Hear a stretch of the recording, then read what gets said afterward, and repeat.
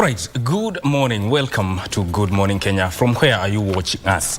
This is Good Morning Kenya. Welcome, and we are glad you have chosen us to be the ones to start your day. It's going to be a very interesting program for you today. In politics, we are going to look at various things in politics, including a look at what the dailies are saying. And one of the things we'll be looking at is the meeting between the executive and the judiciary and the legislature. What came out of that meeting? There are some things we'll be looking in details concerning that meeting, and in studio later I'll be joined by Honorable Tom Ondege, and also I'll be talking to analyst Naftali Nyamongo. So you want to tune in to that conversation, which will be coming right up after our news. Right about now, Vivian Ndego is in studio with us today. Good morning. A very good morning to you, Mike, and a very good morning to each and every one of you who is tuned in on the show. Welcome, and thank you for choosing Good Morning Kenya to start off your day. Today being a Tuesday, of course, you know we have to bring you Health Matters. Health Tuesday it is, and we will be looking at cervical cancer, specifically the treatment and the care. And just to give hope to someone who may be suffering from the same, we have a cervical cancer survivor who will be joining me later on right here in studio. Her name is Pamela, and I will also be joined by Dr. Eli Odongo. He is a gynecological oncologist, and he will be here just to talk to us about cervical cancer and the treatment for it. Right now, I'll hand it over to Regina Manyara. Regina Manyara, good morning. Good morning and Happy New Year. Glad to take time. You know, we are almost ending this journey. You know, January appears to have like 90 days to it, but hey, we're keeping strong, we're keeping the faith. The children have reported to school, and normalcy is almost, you know, returning to a day-to-day life, given that the Central Business District hosts around 85%, you know, of the workspaces within Nairobi and its environs. As you've heard, I'm Regina Manyara, and I'm just keen to look at, you know, when we speak matters health. Some few days ago, a survey was actually published that indicated a majority of Kenyans are in the distress level, financial distress level. We're talking, I was arguing earlier off screen that is 70%. And this is how I came to 70%, because if 50 are struggling, yes, in dire financial constraint, then 20 of them are actually struggling. So if you just sum it up, struggle is struggle, right? So we're doing around 70%. And I'm keen to also find out the happiness index. This is actually carried out by UNEP. I think they did it last year, but one that showed that 33% of Kenya's population is angry. Now, we know that a hungry man is an angry man. If over half the population, given 50 million of us, are in distress, financial distress, how many do you think are happy or angry? Of course, we have an angry generation if we go by that. We are not so happy with where we are, but then someone also said that happiness is a choice. It is. And that you have to be grateful for where you are. Someone who is having it worse than you. Mike? Something has to change. If at all the bigger part of the population is not happy, something has to change. Something has to change.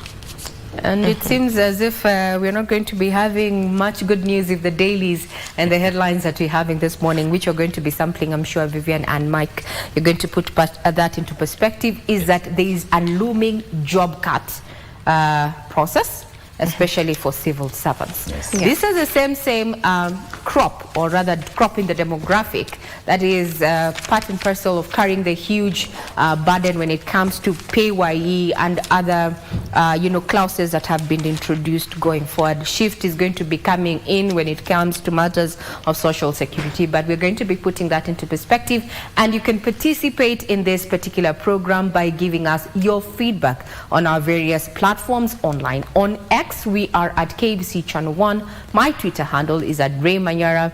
Vivian and Mike have their own individual handles, which they will let you know as they proceed on Matters Health Tuesday. But for now, let's bring you up to speed with those stories that have been making headlines in the last 12 hours. Now, the Executive, Parliament and Judiciary have agreed to individually develop policies and legislative proposals in the fighting corruption and improving service delivery in the government. In a meeting convened by President William Ruto at State House, Nairobi, the three arms resolved to submit proposals on how to slay corruption in the forum, the National Council of the Administration of Justice, within 1 month. Now, the meeting also agreed to enhance budgetary allocation to the judiciary for optimal service delivery. President William Ruto, at the request of judiciary, convened the leadership of the executive, legislature and the judiciary to deliberate on fighting corruption that has threatened to undermine the country's development agenda. The three arms of government agreed to individually develop policies and legislative proposals aimed at fighting corruption and improving service delivery in government. The proposals are supposed to be submitted to a forum of the National Council of the Administration of Justice convened by the Chief Justice within 1 month. The forum will then provide a roadmap for the immediate, medium-term and long-term measures to be undertaken in the war against graft. The leadership of the three arms of government also agreed to enhance budgetary allocation for the judiciary to enhance recruitment of additional 25 judges of the High Court and 11 judges of the Court of Appeal. Well, the issue of the autonomy of the various arms of government has been on discussion on various platforms, including our very own. I'm sure it's going to be put into perspective by Mike as it takes on matters of politics in not too long. So do keep it right here. Now, Azimio la Umoja One Kenya coalition leader Raila Odinga has refuted claims of a possible fallout of affiliate parties. The opposition leader, who commissioned the water projects and held an ODM grassroots meeting in Lamu County, has castigated Chief Justice Martha Koome for meeting with President Ruto over corruption claims in courts, saying it could compromise the independence of the judiciary. Give us on Minor reports.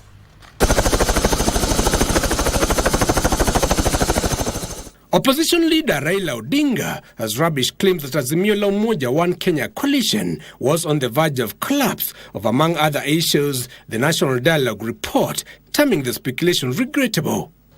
I want to dispel any rumor that's being spread by irresponsible media that there is no danger in Azimio collapsing any soon. During an ODM grassroots meeting in Lamu County, the Azimio chief, who also commissioned water projects in Manda, stated that a few rebel members of parliament aligning with the Kenya Kwanza administration cannot be translated as a fallout. Azimio, there may be sometimes disagreements of opinion on one issue or the other, but that itself does not mean in any way disintegration. So I want to inform all our members, wherever they are, across the country, Azimio iko imara.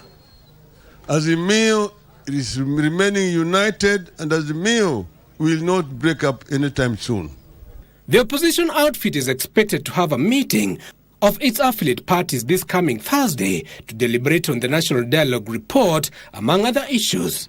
Hatuwezi kurukaruka kama wale walioingia ODM, sijui tu wanapatikana kule State House wakifanya nini. Sisi tuko ndani ya ODM, we are very loyal to you and you are going to make sure that 2027, na tunasema baba, usituambie sijui nani ama nani, sisi tunataka usimame hiyo kiti tuingie na we State House. Wana Azimio, we are firm and of the belief that we are behind Raila Amolo Odinga.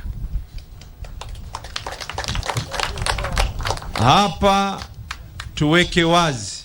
Lakini sasa kinachotuvunja moyo ni kwamba wakati ambapo tumeingia kwenye bunge, kuna baadhi ya viongozi ambao mliwachagua wakaamua kwamba wao watawachana na masuala ya wananchi. The opposition chief further criticized Chief Justice Martha Koome for agreeing to meet President William Ruto over claims of corruption in the courts. The former Prime Minister instead suggested that such meetings ought to take place in a neutral location to avoid compromising the judiciary. Chief Justice, the head of judiciary, has gone for a meeting with the president in the State House. State House is the head of the executive, is the seat of the executive. That's where the president resides. If there's going to be a dialogue over issues of governance, they should be held in a neutral ground. Give us Minor, KBC, Channel 1. So what is your take in regard to that matter? Your feedback is most welcome on X at KBC Channel 1. Now, 73% of Kenyans are either in severe financial distress or struggling to make ends meet. This is according to a report by InfoTrack on economic hardship. These hard economic times have seen 45% of Kenyans engaging in side hustles to supplement their income, with an additional 41% reducing their expenditure on non-essentials. 26% want the reduction in the cost of living. The survey that was conducted on the 18th and 19th of December last year shows that the harsh economic times have seen 48% of Kenyans reporting increased stress and anxiety.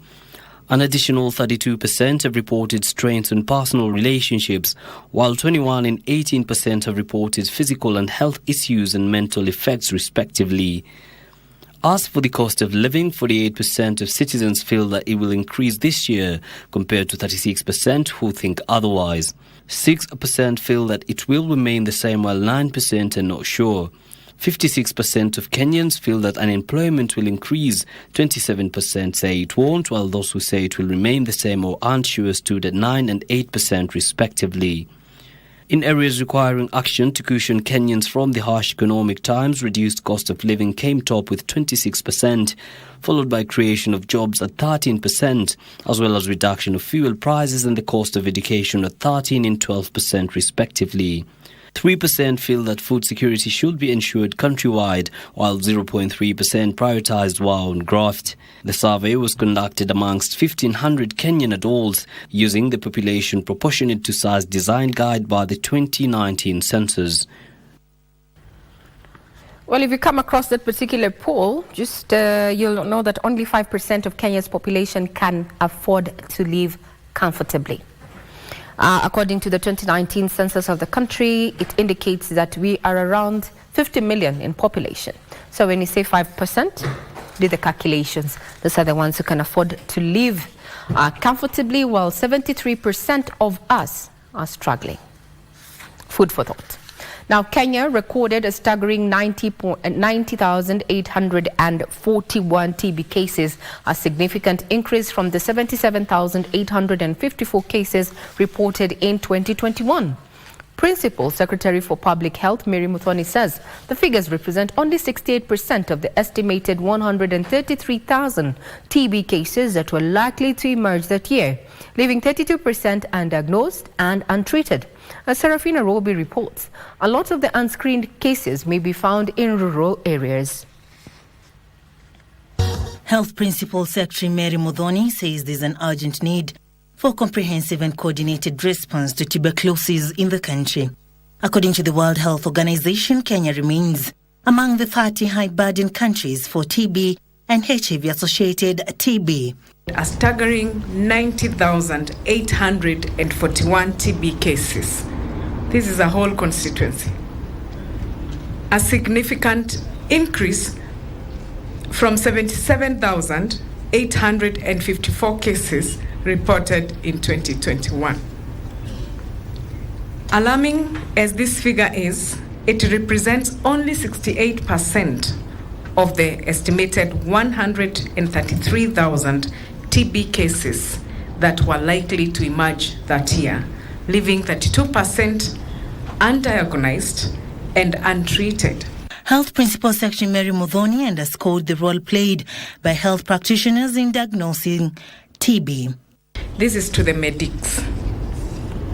So many people are dying today because of misdiagnosis.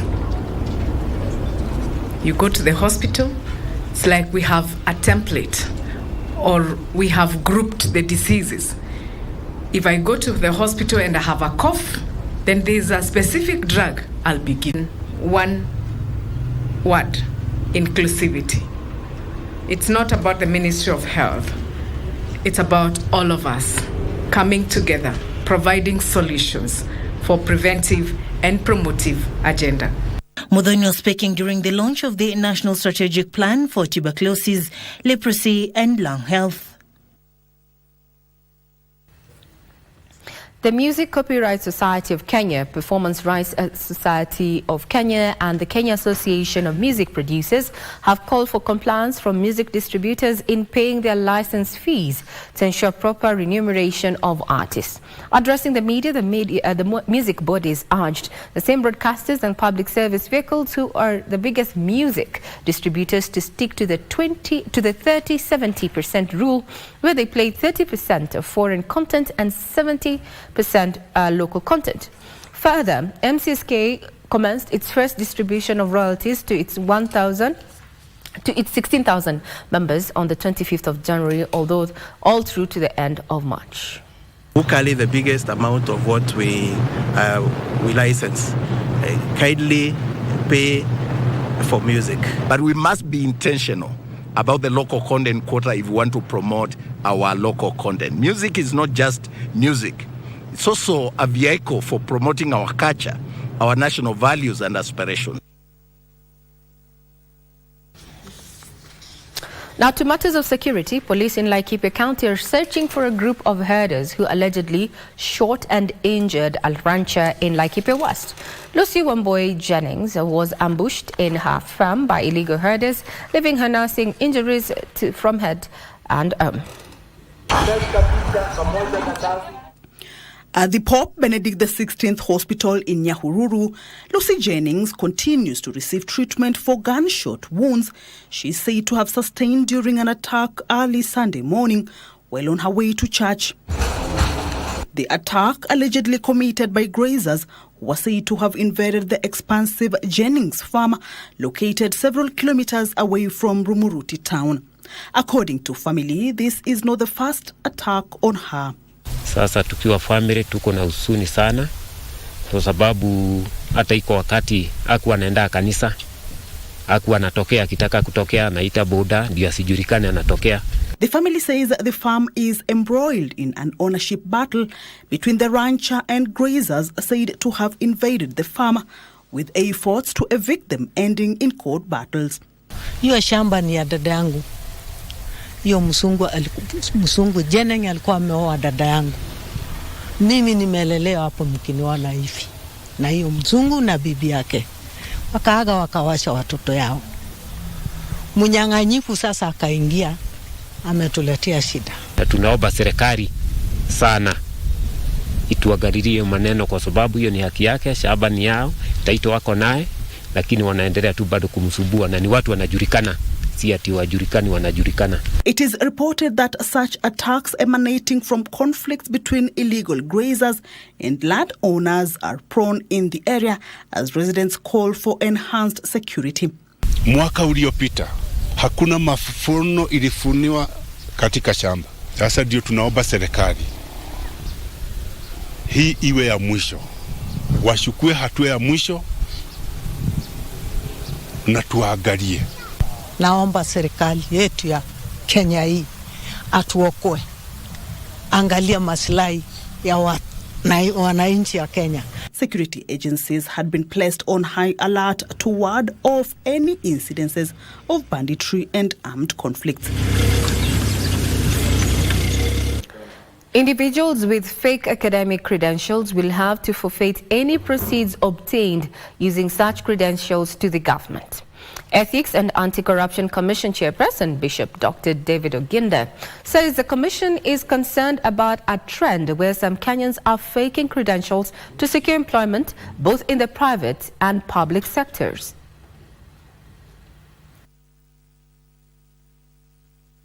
Any more information? Good afternoon. We are finding a lot of reports from across the country and in different categories of government offices. So it has come to us as something that we really need to work on.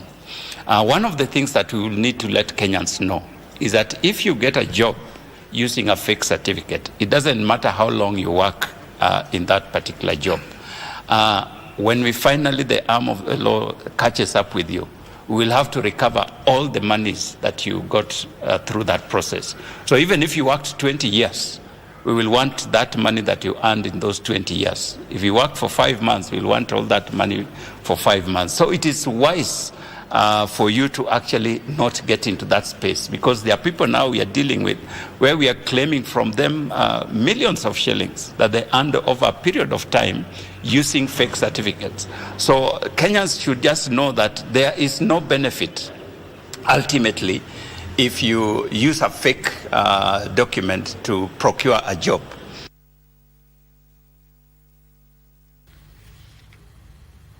You're watching In the Headlines on Good Morning Kenya. For now, we take a quick breather. We'll be back with more. Do not go away.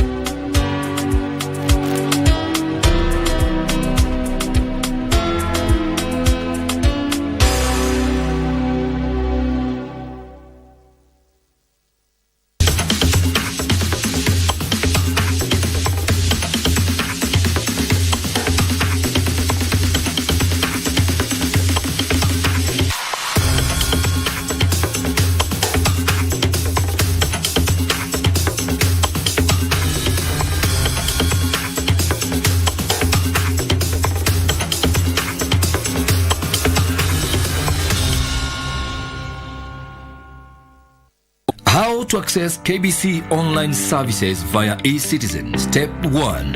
On your web browser, search kbc.ecitizen.go.ke. Step 2. Log in using your eCitizen account or create a new eCitizen account and log in. Step 3. Enter your OTP, which will be sent to you via SMS or email. Step 4. Select Matangazo service. Step 5. Read the service instructions. Step 6. Enter your general details. Step 7. Enter your service details and click complete. Step 8. Submit your application and await feedback from eCitizen. Step 9. Click on pay and your payment will be made automatically via M-Pesa and your service will be delivered. Step 10. You will then receive an invoice to confirm your payment.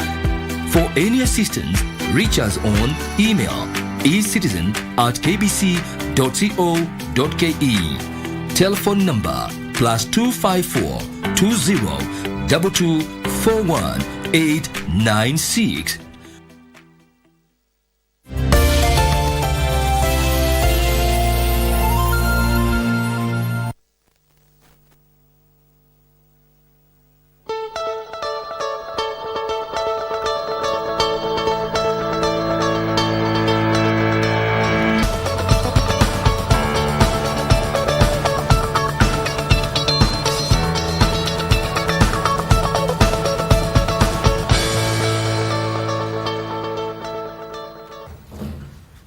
Good morning. This is In the Headlines.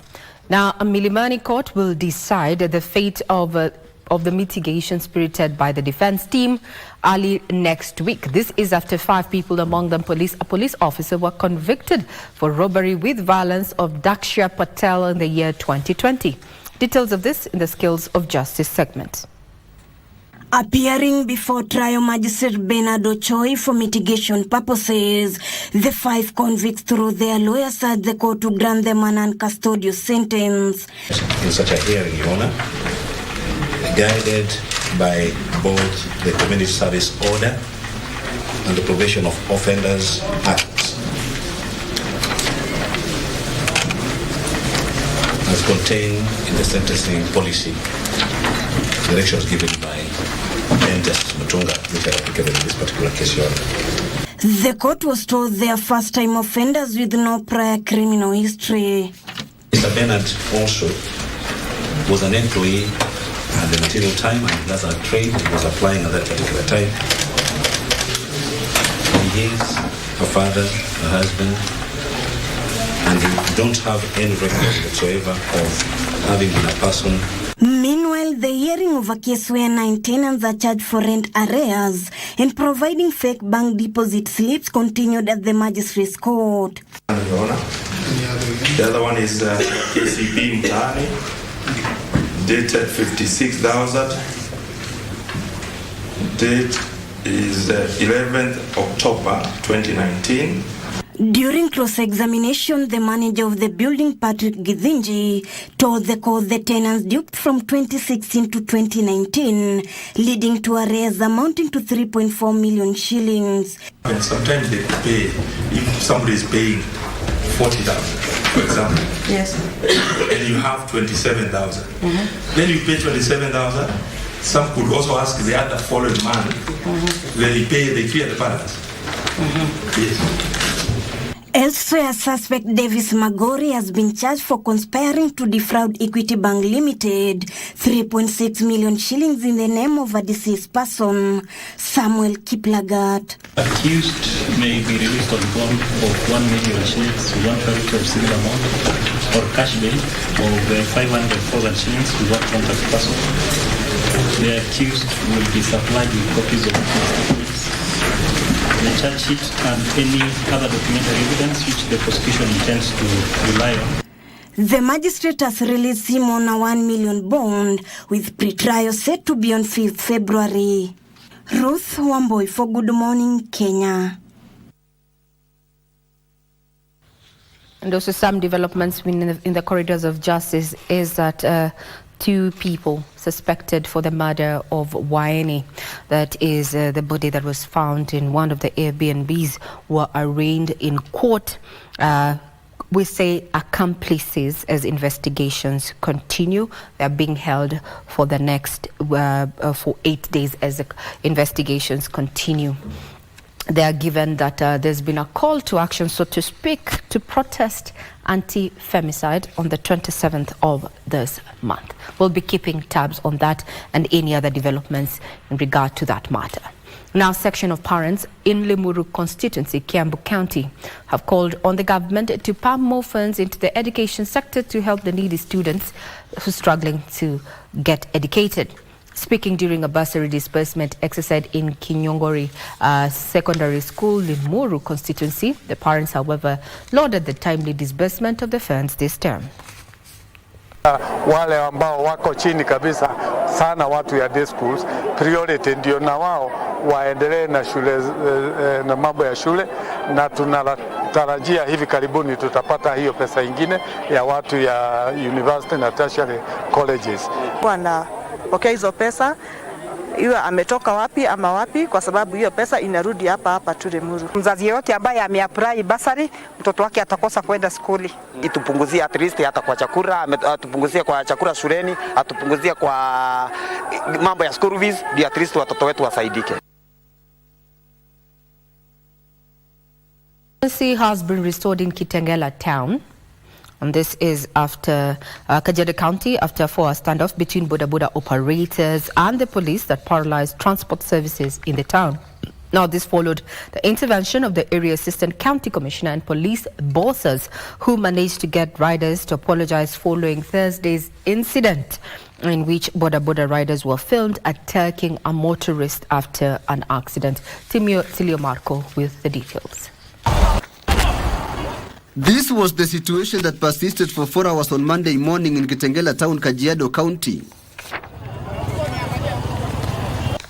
The angry Boda Boda riders withdrew their services, causing a transport crisis in the town. Sisi tuko tayari kutambua na kutafuta wale walifanya kisanga kwa hizo video zimetumwa, na tuko tayari pia kuwapeleka kwa polisi na wapeleke kotini, ndio kila mtu abebe msalaba wake.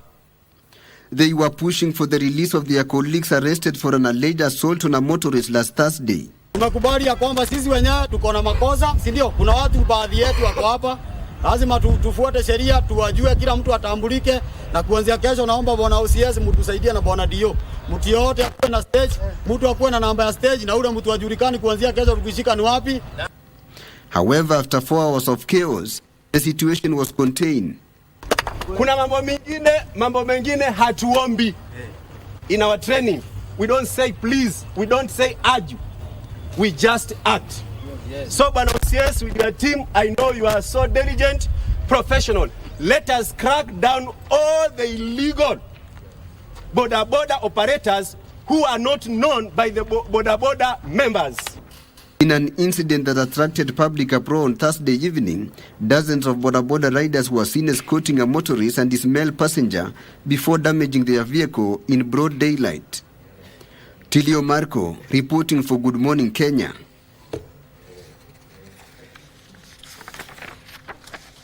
To stories in the counties, Rongo University, in collaboration with the University of Wilfrid Laurier in Canada, has initiated a 7-year program aimed at educating farmers on modern approaches to food cultivation and distribution. The program intends to leverage local media to amplify farmers' voices and disseminate crucial information with the overarching goal of addressing gaps in the food production chain. This and more in the county's news roundup. During the official launch of the project, Rongo University Vice-Chancellor Professor Samuel Gudu emphasized that the initiative would incorporate agroecology, encompassing the cultural knowledge of food cultivation held by indigenous communities. Our interest is to ensure that everybody in Migori knows how to grow food, and all the stakeholders are involved in the distribution and food of high quality that supports healthy living. Meanwhile, Kenya Project Association and the National Parliamentarians Association of Kenya have started joint projects aimed at bringing development to the community through the launch of projects such as the construction of classrooms and water services for the residents of their constituencies. Collaboration is about social development and also economic development. And by social development, I mean we are trying to uplift communities by investing in education, water, and services like that are much needed in communities. And the government is enlisting the support of non-state agencies to address issues of mental health among security officers. There is a need for us to build a center of excellence that deals with de-radicalization and anti-terrorism. And actually we are in talks with them as well as other development partners to see whether we can come up with a center that is a center of excellence where we can carry out de-radicalization. Finally, the transfer of all remaining devolved functions as stipulated under the Constitution will be complete in a month according to the Intergovernmental Relations Technical Committee. Scrutinize diligently, full detail, whether we got it correct in the first stage of unbundling, delineating, and identifying which functions are to be done by which level of government, as guided by the Constitution. The committee exuded confidence that it would meet the set deadline of February, even as the national and county governments continued bickering over some functions. To business now, 7 out of 10 Kenyans are unable to afford a healthy meal, according to the latest report by the United Nations Food and Agriculture Organization, FAO. Says the cost of a healthy diet has risen to 389 shillings per person per day, up from 362 shillings per person per day a year ago, which is affordable by just 26% of Kenya's population. The Food and Agriculture Organization report shows that the African continent is not on track to meet the food security and nutrition targets of the Sustainable Development Goal 2 on zero hunger for 2030, and certainly the Malabo targets of ending hunger and all forms of malnutrition by 2025. The most recent estimates show that nearly 282 million people in Africa, which is about 20% of the population, were undernourished in 2022, an increase of 57 7 million people since the COVID-19 pandemic began. About 868 million people were moderately or severely food insecure, and more than 1/3 of them were severely food insecure. In Kenya, 39.2 million people could not afford a healthy diet, representing 74% of the population. The cost of a healthy diet rose to 389 shillings per person per day, up from 362 shillings per person per day a year ago, which is affordable by just 26% of Kenya's population. As at 2022, 27.8% of Kenyans were undernourished. FAO is calling for continued efforts as high general and food price inflation and rising borrowing costs on domestic and international markets will continue to exacerbate the situation further. Betty Kiptum, Channel 1 News. That particular report by FAO as well as the InfoTrack report on matters of the economy. I mean, there's some truth and correlation in that if 73% of Kenyans are struggling financially and per meal per day, a healthy meal, the cost has gone up from 362 in 2023 to 389 shillings per person per day. Now, institutions of higher learning have been urged to align their academic curricula with the evolving needs of the industry. The Human Resource Management Professional Examination Board says there's an urgent need to bridge the gap between theory and practice, advocating for curricula that not only meets academic standards, but also prepares students for the challenges and opportunities awaiting them in the workplace. Skills, mismatch, lack of soft skills and lack of self-drive among the youth are among reasons rendering most youth jobless, according to statistics from government's online digital skills platform Ajira. A report also suggests that lack of linkage between training and the job industry is a big concern for the youth in the country today. In a bid to enhance the employability of their graduates, educational institutions have been called to embrace collaboration in integrating real-world scenarios, practical exercises, and industry-relevant case studies into their courses. There was feedback from the industry, like HR audit. We aligned the other curriculums, the other units, to respond to the needs of industry. So I can confidently tell you that our curriculum is well aligned to the needs of the industry. Experts in the human resources sector say there is need of producing graduates who not only possess theoretical knowledge, but also adapt at applying it in the dynamic and fast-paced field of human resources. The numbers are low. We are doing something about it to enhance. Then the low mean, you've seen the performance of examinations goes up, comes down. That's something as a board and as a secretariat we are working on to improve. We are working with training institutions so that then we improve the performance. They were speaking during the release of the November 2023 CHRP and CBET exams, where 1,366 candidates took part. The government will provide financing to leather industry dealers to invest in machinery and make quality shoes and increase volumes from the current 8 million pairs to 40 million by 2027.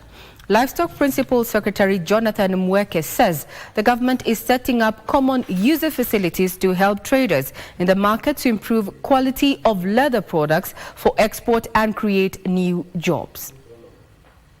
Kenya has the third largest livestock population in Africa, with the leather exports consisting of semi-processed tanned leather at 90%, raw hides and skins at 5%, and finished leather at only 2%.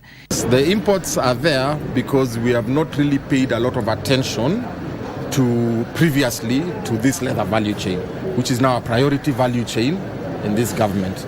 So we are doing several things across the entire value chain, right from the hides and skins to make sure that we have quality hides and skins, all the way to the processing of the leather itself, all the way to the manufacturing of the finished goods, and then we end with the market, finding a market for our products. So markets are there, but the markets are not perfect. What we really are also very keen on is to make sure that we are able to identify which markets will deliver the most profit, and to make sure that the cobblers and the people operating from here are able to get raw material at the best prices. They are able to use machinery at the correct prices, but at the same time that the facility does create a full benefit to the entire community, which then also calls for us to invest more in things like training, bulk purchasing of inputs, so that then they are able to have quality inputs at the correct prices. The PS says the initiative to boost shoes production from 8 million to 40 million in 2027 will boost employment.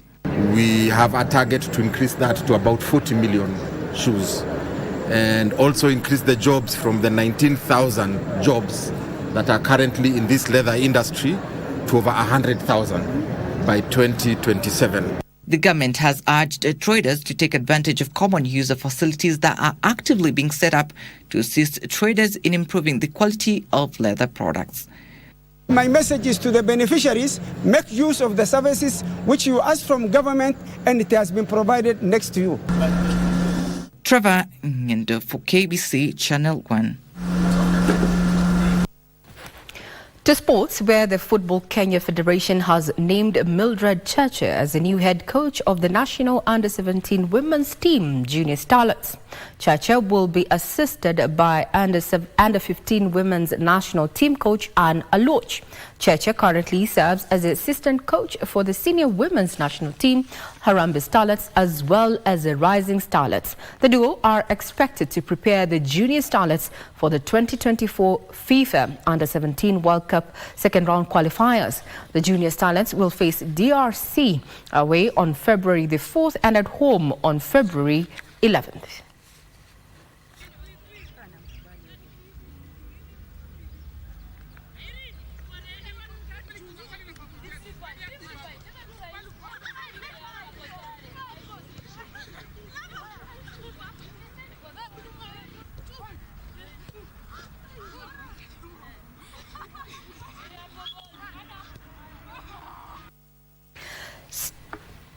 On to some sporting action. As we say, KBC is your true sports partner, and that's why we have been showing the Africa Cup of Nations there. We refer to it in short as AFCON. Now let's give you a rundown of what happened yesterday and what to expect tonight. So yesterday, Guinea-Bissau was taking on Nigeria, and Nigeria scored 1, while Equatorial Guinea was taking on Ivory Coast, scoring 4, for Equatorial Guinea, and Ivory Coast 0. Mozambique had a 2-2 draw with Ghana.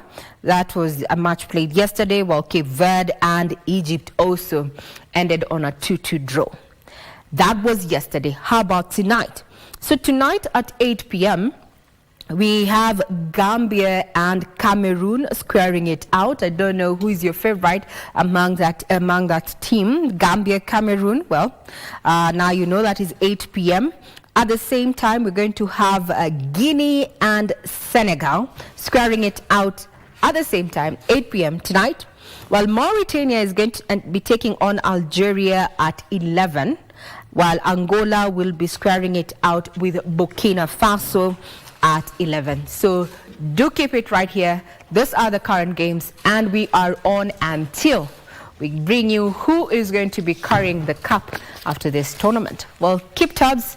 Visit our page, that is www.kbc.co.ke for further details. We're also keeping track on what is happening, given that there is a call to action to end femicide, and they're expected to have a public rally across the country to be held on the 27th of this month. We'll be keeping tabs on that. Parting shot is that it is not your obligation or your prerogative to actually make anyone feel better after they hurt you. I'm Regina Manyara. Enjoy the rest of your viewing.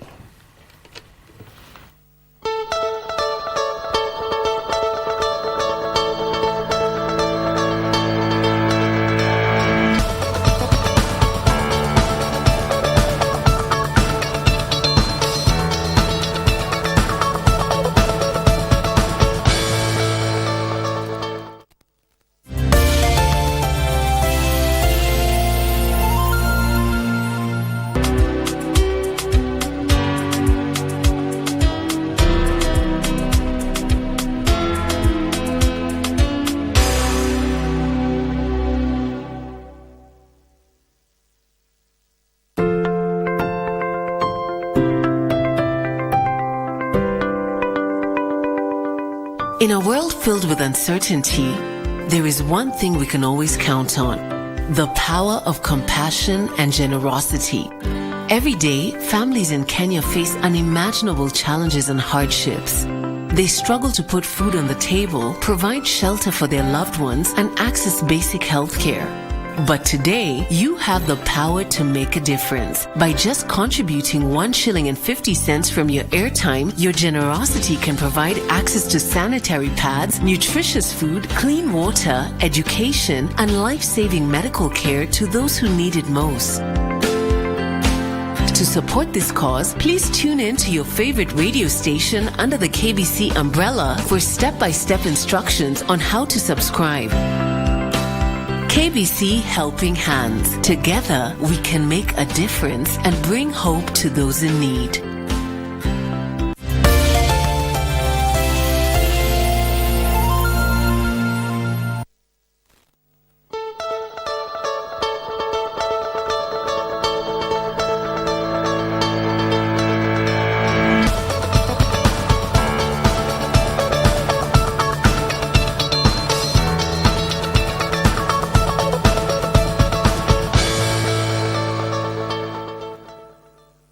Is now Machakos County.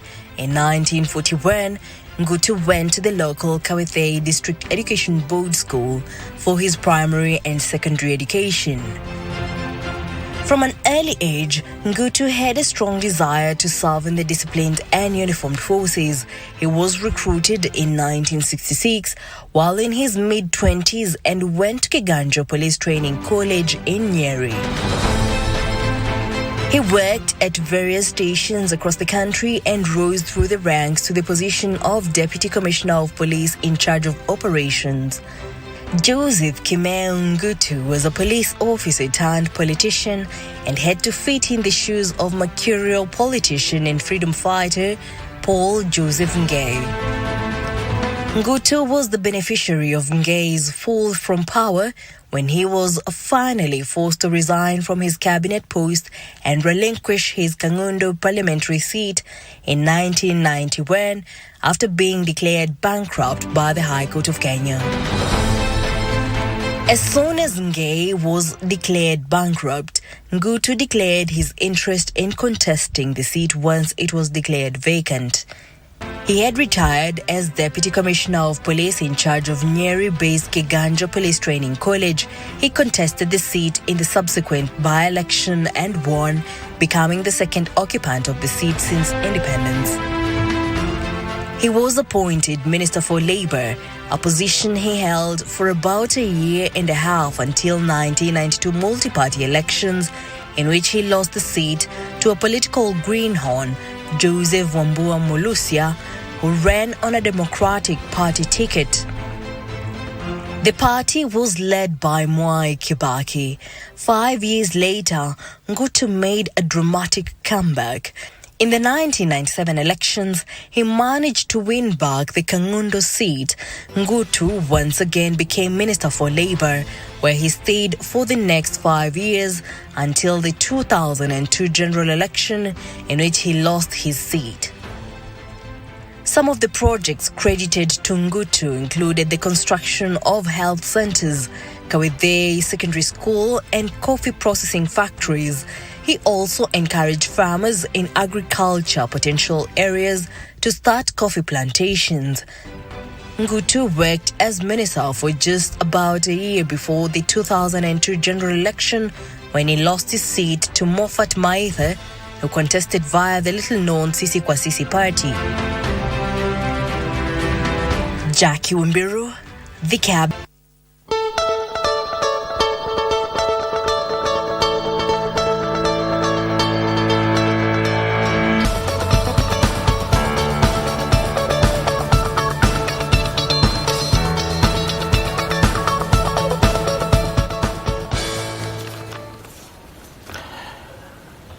All right, welcome back to Good Morning Kenya, and now we shift gear and look at what is making headlines on on our dailies. My name is Mike Migwe, and in studio, already my guest is in studio, and that is Dr. Naftali Nyamongo, who is a certified professional mediator. Karibu sana to the studio. Thank you very much. Right about now, we start with the standard.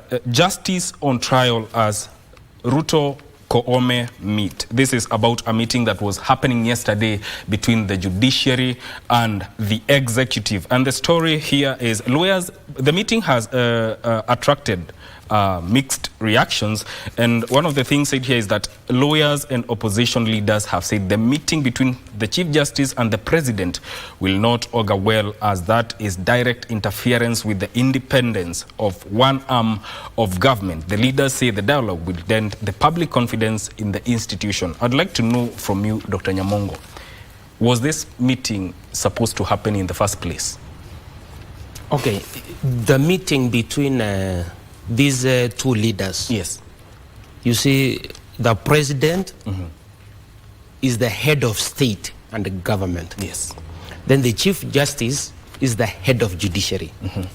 So when these two leaders are meeting harmoniously, there is no problem. Why? When you look at the national values and the principles of governance, because this is one of the items which constitute the Republic of Kenya. When you look at Chapter 2 contemplates the Republic. And one of the ingredients, one of the intimate and congenital structures of the Republic is the national values and the principles of governance, where we have patriotism, number one. Number two, national unity. Number three, sharing and devolution of power. Number four, democracy, the rule of law, participation of the people. So when the president is meeting with the CJ, in fact, they are demonstrating that they are committed to national unity, because these are two arms of government which must work in harmony, because the Constitution says in Article 6, Sub-Article 2, that the state organs should work in consultation and cooperation. So I'm assuming that the president and the CJ were consulting one another. Yes. Yeah, so there is nothing. You know, do you know when you talk of the judiciary, it begins from Article 159, where we have judicial authority. Sub-Article 1 says that judicial authority is derived from the people and vests in, and shall be exercised by the courts and the tribunals established by or under this Constitution. Sub-Article 2, in exercising of judicial authority, the courts and the tribunals shall be guided by the following principles. A, justice shall be done to all irrespective of status. B, justice shall not be delayed. C, alternative dispute resolution, including reconciliation, mediation, arbitration, and traditional dispute resolution, shall be promoted subject to clause 3. For D, justice shall be administered without undue regard to procedural technicalities. Yes. And lastly, E, the objects and purposes of this Constitution shall be promoted. One of the objects and the purpose of our Constitution is the independence of the judiciary. So I'm assuming Ms. Koome went there to affirm the authority of the courts to enforce and uphold the Bill of Rights to the president. What now, the question of decisional independence, where does it play in all this? Because these are two arms of government that are supposed to be autonomous, they are supposed to work together. When it comes to judiciary, where does that leave the decisional independence of judges? Now, when you look at Article 160, Article 160 contemplates independence of the judiciary. What you are saying about.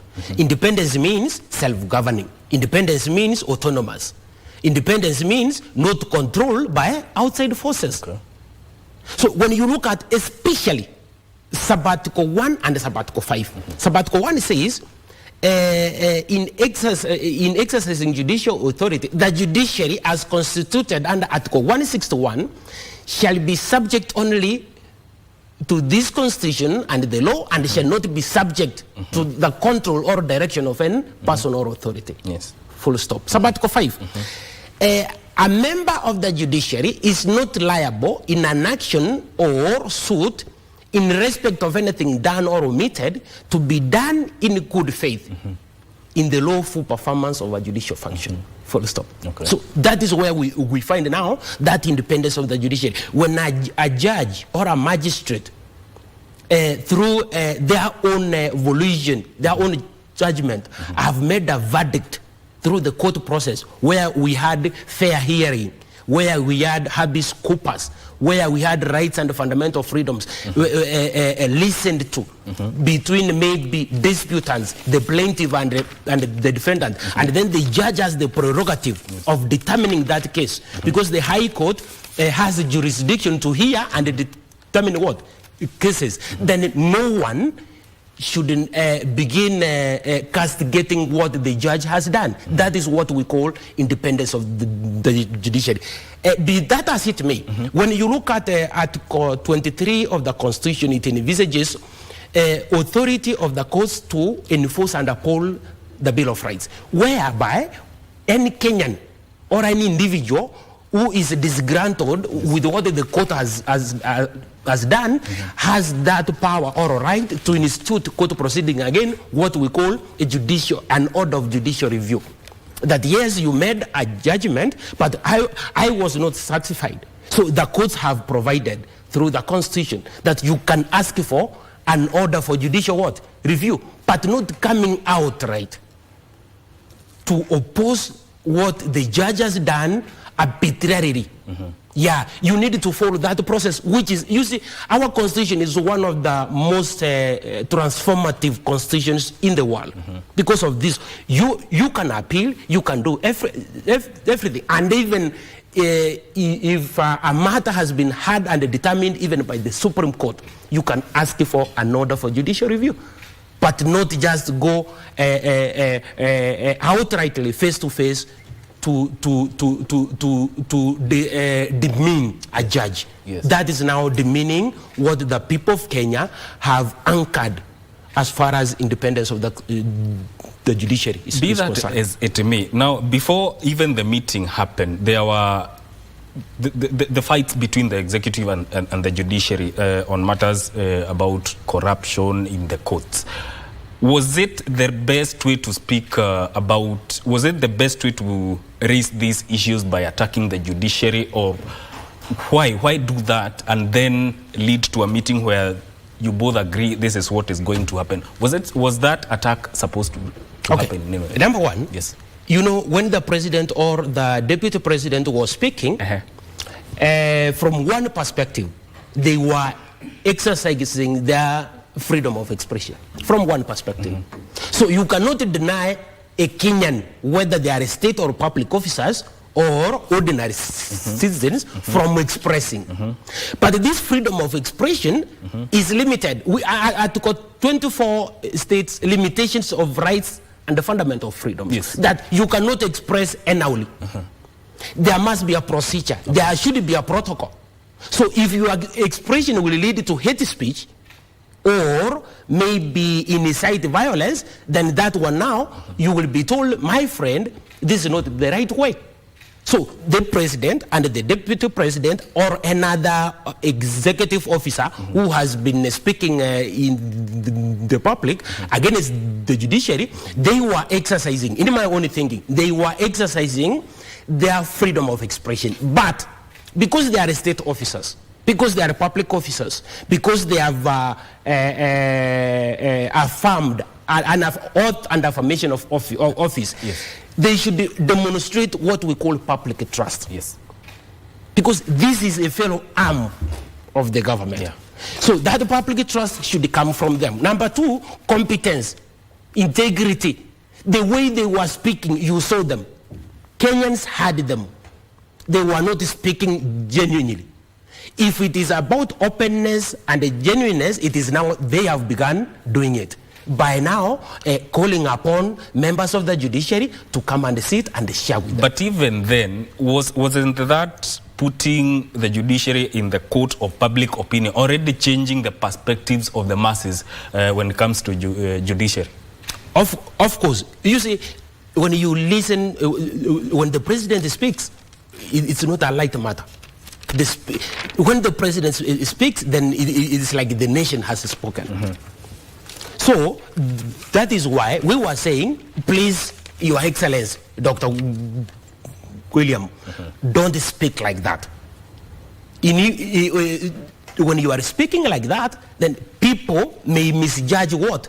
The judiciary, where you are the head. Yes. Because you are the head of state and government. Yes. So the president, and I thank God that at long last, he heeded to our submissions and our plea, and now is employing what we call dialogue, discussions, negotiations, mediation, to just harmonize their views. There is nothing wrong when the president is meeting with the CJ. There is nothing wrong. This is the way we have pronounced it in our constitution, that we need that sharing and the devolution of power, participation of the people, because these are our representatives. Sovereign power belongs to the people, but we have delegated this sovereign power to these state organs. One is the executive, 2 is the legislature, and then 3 is the judiciary. Yes. So when they are speaking, when they are acting on behalf of the people of Kenya. A cross-section of politicians have felt that this meeting should not have happened in the first place, but even if it happened, it should have happened on neutral grounds, because they fear the judiciary could be compromised. Your views on that? I don't, which neutral grounds? Yeah, I'm asking. The seat of the executive is the State House. The seat of the judiciary is at the... let me ask Mr. Mike. You wanted, or you were longing for the president to come to the Supreme Court, honestly? They feel it should have happened on neutral grounds. Which neutral grounds? You see, it's better they propose. They wanted it to happen at Bomas or at KICC. Okay. You know, these are the 2 leaders who have called one another and have decided to come over. Yes. Yeah, we have a cup of tea, and then we find our way forward. So to me, the place where they should sit is not important. What they could discuss is even more important. What were they discussing? Some of the things that came out of that meeting is that the budgetary allocation to the judiciary, a move that they say will reduce corruption. There's also another thing they talked about is High Court getting 25 judges and 11 Court of Appeal judges. And also the executive promised judiciary leadership that it will conclude vehicle leasing program to facilitate transport needs. I'd love to hear from you, especially when it comes to the executive and parliamentary leadership pledging to increase budgetary allocation to the judiciary. Yeah, okay, it's good to pledge, but it's not about pledging. They are not begging or doing it in a manner that they are being forced. No, it is a mandate. You see, the executive is responsible for implementation of the government agenda. Yes. So if the judiciary has proposed some appropriations, then that entity which is responsible to appropriate these appropriations funds to the judiciary should act in accordance with the law. It's not about pledging. No, if there are resources there, and this one arm of government needs resources to operate, then whoever, the entity which is responsible should then come up and see how they should disperse this. These funds, but in accordance with the law, because we have the control of budget, we have the auditor general, every other money, every other fund which is dispersed from the government has to pass through the control of budget, and the parliament must approve. That's where now you find parliamentary appropriation committee. Yes. Yeah. All right. This story is fleshed out on page 4 of the Standard newspaper. Independence questioned after Koome, Ruto meet on corruption. Now, another story carried out on the second page of the Standard newspaper is UDA leaders split over calls for Mount Kenya party. That story, you will find it on page 2 of the Standard. Be courageous like Mutunga and Maraga. Orengo tells Koome after meeting with Ruto. Some people feel that the judges or the judiciary is somewhat caving in to the demands of the executive. What's your take on that? Let me ask the people of Kenya. Yes. We have had the 3 justices. This is William Mutunga, this is Justice Maraga, yes. And this is Justice Martha Koome. Yes. Face a petition of a presidential election. Yes. I wanted to ask the people of Kenya, from their own word, understanding, yes. because they followed it. Yes. Whom should we say is brave? Regardless on the verdict. Yes. Yeah. Whom can we say is brave among William Mutunga, David Maraga, and Martha Koome? Because remember, when you find a presidential petition having more than 9 items, and then we have a majority ruling, then we have a minority ruling. In 2013, we had majority ruling, but there were minority ruling. In 2017, the same. 2022, there was not minority ruling. And you can even listen to the words of Martha Koome, very bold, saying that the other party, their views were hot air. So in regard to who is more confident, who is bold, you can't tell. But let me tell you, do not assume that Justice Martha Koome is naive. He's not. He's not timid. Yes. That lady is so courageous. Yes. So what you need to ask her is to remain to be courageous, but not to encourage them to be courageous. Already they are brave. So when the Chief Justice compels the president to sit down and talk with her, I've never seen William Mutunga do the same. I didn't see Maraga do the same. This is the only Chief Justice who was compelled the president to sit down and discuss with the executive. Well, have there been anything submitted to the JSC concerning the alleged corruption so far? Yeah. Of course, the Judicial Service Commission is responsible to hear any matter against the judiciary. But now, any member.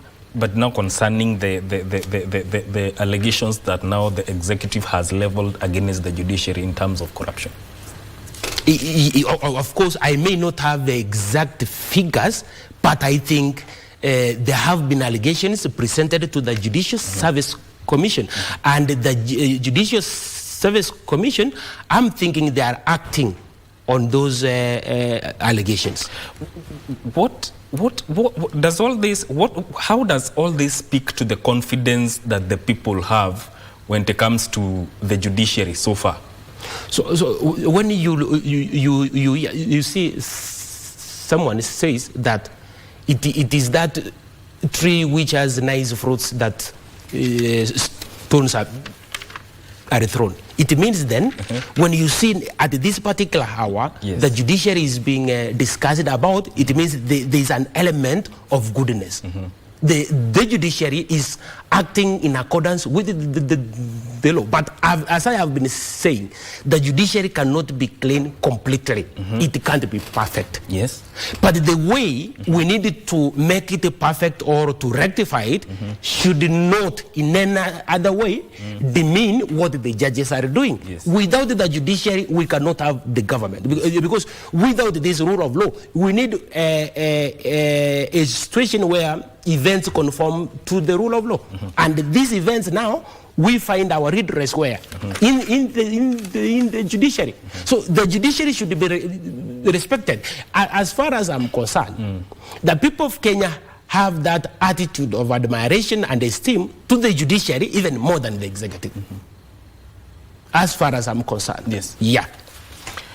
All right, on page 6 of the Standard, teachers' parents want NEC to scrap the KPSEA grading system. There's discontent from the split between school-based assessment and national exams. Parents lament release of results after learners have proceeded to the upper class. That story, you will find it on page 6 of the Standard. On page 7, there is many struggle to understand grade 6 exam. That is also fleshed out on page 7. All right, we move on to the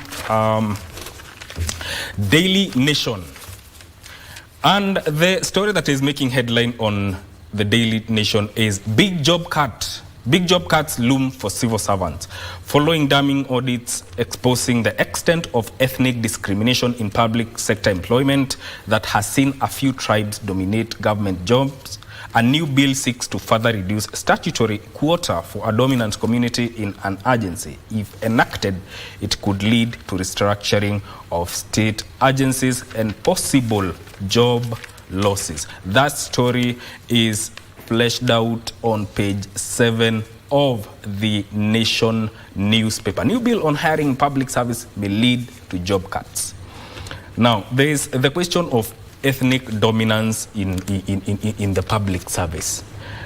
And this, the National Cohesion and Integration Bill 2023 seeks to reduce this threshold of staff in a public entity or staff a public entity can employ.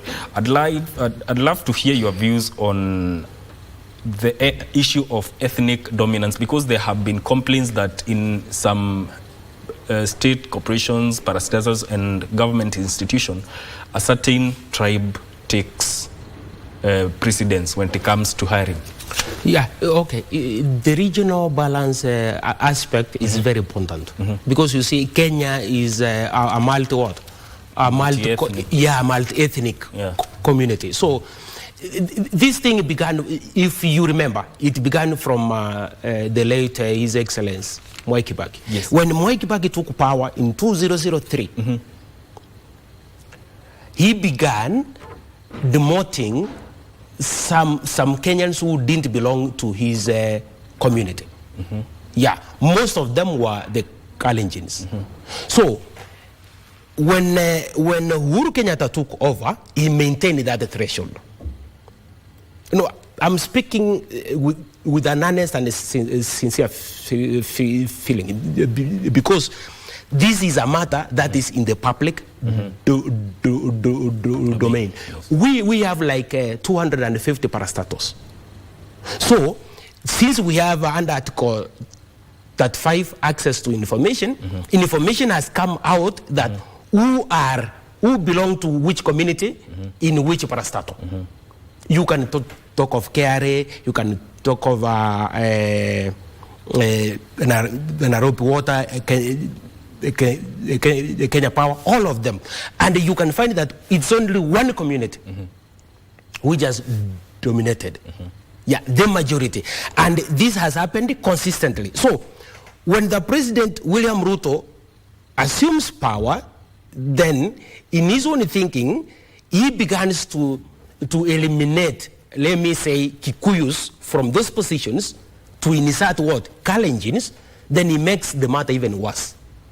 Because we cannot be having only two communities dominated the others. We are like more than 43 what? Tribes. tribes. So I'm urging the president to consider the aspect of regional balance, so that even the Ogiek, the Turkanas, the Kisis, those minorities, minority and marginalized groups is one of our national values and principles of governance. We need to shield these minorities from any danger. So by doing it, we need to accommodate them into the public service. And one of the mistakes which I'm seeing, the Muslims have found too much way since the Jubilee government and even the Kenya Kwanza, in the name that they were previously marginalized. Now they have found too much way. Even you can see from the CEO Ethics and Anti-Corruption Commission, initially we had Haji as the ODPP. They have made too much inroads. Yeah, so the president must balance this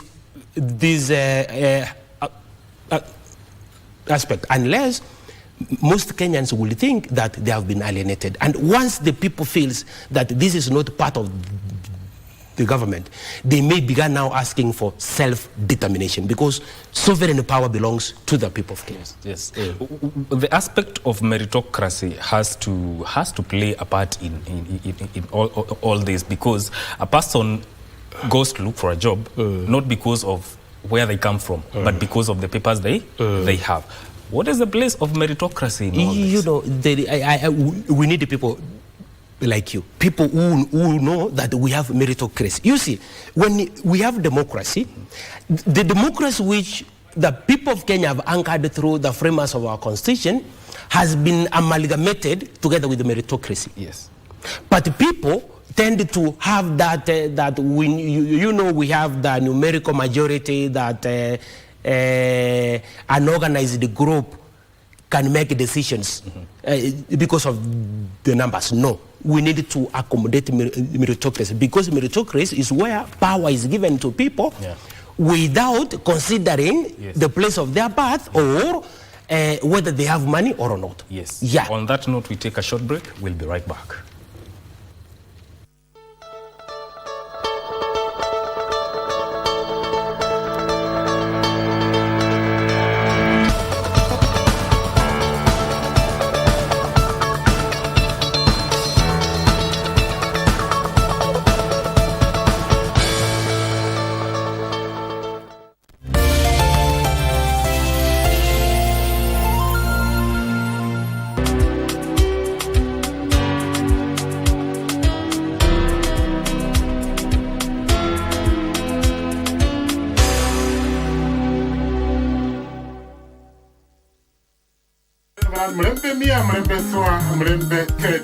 Habari njema kutoka redio yako pendwa ya Ingo FM kwa wakazi na mashabiki wa Bungoma.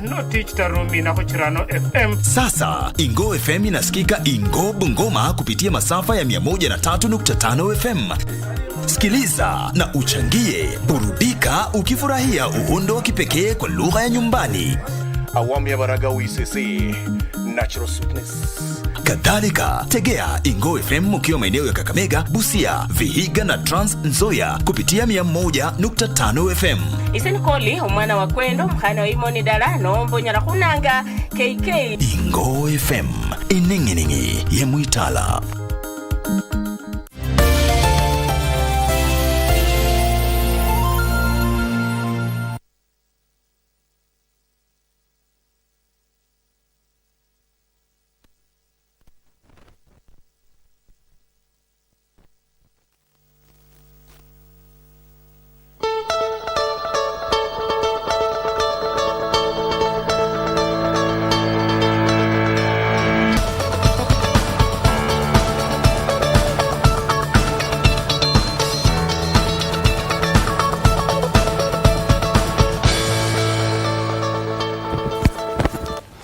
Welcome back. We continue with what is happening on, or what is making headlines in our local dailies. And before we went on a break, we were talking about meritocracy.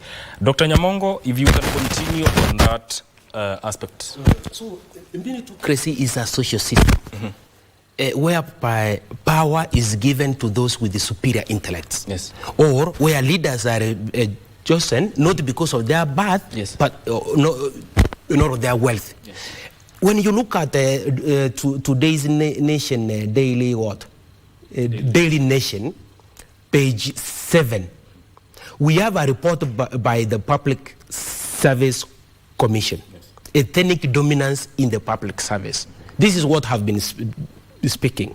When you look at the top 10 communities who have dominated the public service, I'm telling you that these figures are so overwhelming. Number 1 is the Kikuyu, with 17% in the public service. Number 2 is the Kalenjin. Look at number 1 and number 2. Then you will know what I said, that Kibaki made so huge imbalances as far as regional balance is concerned. So whatever now William Ruto is doing is trying to neutralize the Kikuyus, but now he cannot neutralize the Kikuyus with the Kalenjins, because the report says number 1 is Kikuyu, number 2 is Kalenjin, then number 3 is Luo. So these are facts. I said that this, according to the Article 35 of our Constitution, we have access to information. And the information which is for public use should be now disseminated to the public in order for the people of Kenya to know what is their public service constituted of. And we have seen that 2 communities have dominated the entire 42 communities, which is morally bad in principle and in practice. So my urge is that the executive, because most of the appointments are done by the executive, some are done by the legislature, but most of them are derived from the executive. So I'm urging the president and the deputy president to sit down. If they have made appointments which have been seen as not promoting regional balance, then they should restructure our government to have that meritocracy, so that we can feel that indeed this is our government. If we feel disenfranchised, if we feel disgruntled that we don't belong to this government, then we will ask them, you see, the consent between the people and the state is very crystal clear. In Article 1, all sovereign power belongs to the people of Kenya. Yes. So these other communities will sit together and discuss on how they should do what? Forge forward. So before we sit down as the people through assembly, through demonstration, through picketing, through presentation of petitions, let the president has these figures. State House has these figures. The president is being briefed daily by the NIS about these figures. Let him do something. Yeah. Now, on the page 4 of the Daily Nation, Ruto meets with CJ Koome following attacks on judiciary. We just talked about that a few minutes ago. The leaders of the 3 arms of government commit to fight graft. The executive, judiciary and legislature agreed to develop policies, guidelines, regulations and legislative proposals to fight graft and enhance institutional accountability to the people. You will find that story in detail on page 4 of the Daily Nation. On page 5, key allies in Rift Valley desert Raila. Notable names in presidential campaigns have taken a backseat, exposing him to an onslaught by Kenya Kwanza. Some of the notable names here is Gideon Moi, Dr. Sally Kosgei, Lee Kinyanjui, Memusi Kanchori. That story is fleshed out on page 5 of the Daily Nation. State aiming to kill political parties by cutting funds. That is according to ODM. The Raila Party claims illegal budget cuts were instigated by Kenya Kwanza to kill democracy. What's your take on that? Democracy cannot be killed. Okay. In fact, the more you try to kill democracy, the more you revive it. Because democracy is a spirit. It is a spirit which has been anchored in our constitution. Remember, when you look at the constitution is like a living being, is a living organism. A constitution is not a mere document. It's not like another book. Mike, you have heard about the letter and the spirit of the constitution. It means the constitution has a body and has what? A spirit. So I'm talking about this spirit which is behind the democracy. It is a spirit which you have, which I have, which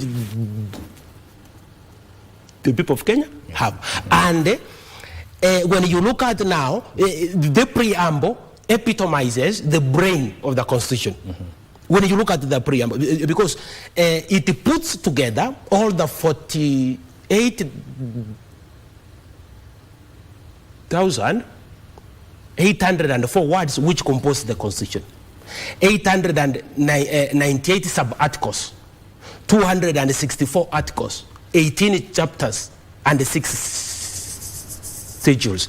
In a fashion that has a meaning for the people of Kenya. So when you look at the preamble, the preamble in this case is the brain. Then chapter 1 of the constitution is the spinal cord. So these two constitute the central nervous system of the constitution. Yes. Thereby controlling every other information hearing for the proper function of the constitution.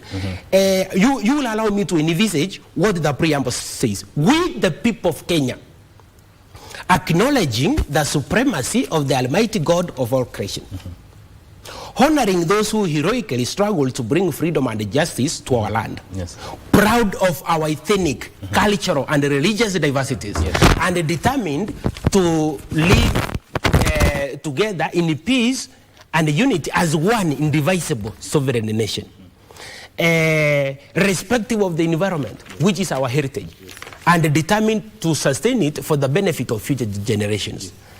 Committed to nurturing and protecting the well-being of the individual, the family, communities, and the nation. Recognizing the aspirations of all Kenyans for a government based on the essential values of human rights, equality, democracy, freedom, social justice, and the rule of law. Exercising our sovereign and inalienable right to determine the form of governance of our country, and having participated fully in the making of this constitution, adopt, enact, and give this constitution to ourselves and to our future generation. God bless Kenya. It means when you look at the democracy there, it is a spirit which has been anchored by the people of Kenya and is backed by the Holy Spirit. The Holy Spirit spoke to the Honorable Apostle Paul. And Apostle Paul in turn writes to the church, his letter to the church at Rome, in the book of Romans chapter 5, verse 1 to 3. Therefore, since we have been justified by faith, we have peace with God through our Lord Jesus Christ, through whom we have gained access by faith into this grace in which we now stand. And we rejoice in the hope of the glory of God. Not only so, we also rejoice in our sufferings, because we know that the suffering produces perseverance. Perseverance, character, and the character, hope. And we know that hope does not disappoint us, because God has poured out his love into our hearts by the Holy Spirit whom he has given us. Full stop. Now, what I'm saying is this. This democracy, we have been given by God himself. There is no way that we cannot have our say if we are many. But our say then should be intellectually productive. It should be prolific. It should not appear outside what? Outside those moral standards. We need to have that moral admirableness, integrity, undivided and broken completeness. Yeah. Your parting shot. My parting shot is that whenever you see the people of Kenya, the cost of living have been going high, and many Kenyans, from where they sit, they are disenfranchised, they are disgruntled, they have been frustrated, they are embarrassed by the government. So we are urging the people of Kenya to speak for their rights and freedoms, because unless we do it, then these people will not. The people of Kenya have that right and the power to give orders and make decisions because of that sovereign power of the people. So let the people of Kenya get encouraged, and let us have one unity and one peace as one nation. Thank you. Asante sana.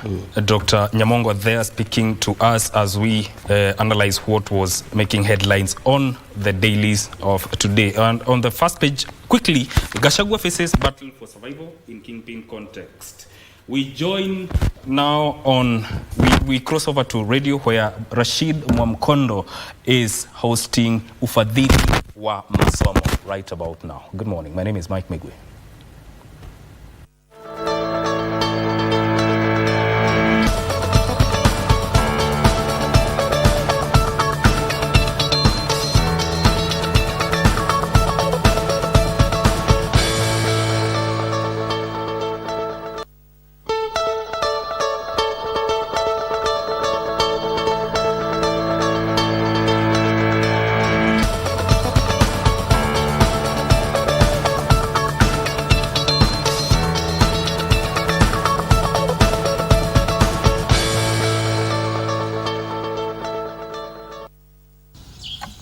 She's popularly known here as Mama Wimbi. Her nickname points to her passion. Nafanya validation ya wimbi na natengeneza crackers, mandazi, chapati, cake, uji, ugali. Her ingredients are ngano, baking, sukari, vanilla, unga ya wimbi, crushed lemon na mayai na chumvi. She has in mind 2 targets for her products. Natengeneza uji ya familia yangu. Watoto wanakunywa uji. Napika ugali. Familia inakula. Mandazi huwa napika nikisupply na pia familia inakula. Chapati natengeneza ya familia. Crackers natengeneza ya kuuza. The International Maize and Wheat Improvement Center Partnerships and Seed Systems lead under the Dryland Crops Program is Dr. Chris Ojewo. He is resolute that millets have a potential for greater demand. For a long time in the years, in the decades past, you would not see any millet product on the shelf. Now you see millet products, both pure for porridge and for making ugali. You find them on the shelf. And they don't stay on the shelf. Actually, you find them today, you go tomorrow, they're all gone. Wheat flour appears smooth through the eye and between the fingers. Mama Wimbi doesn't assume. She thoroughly sieves it. Unapotengeneza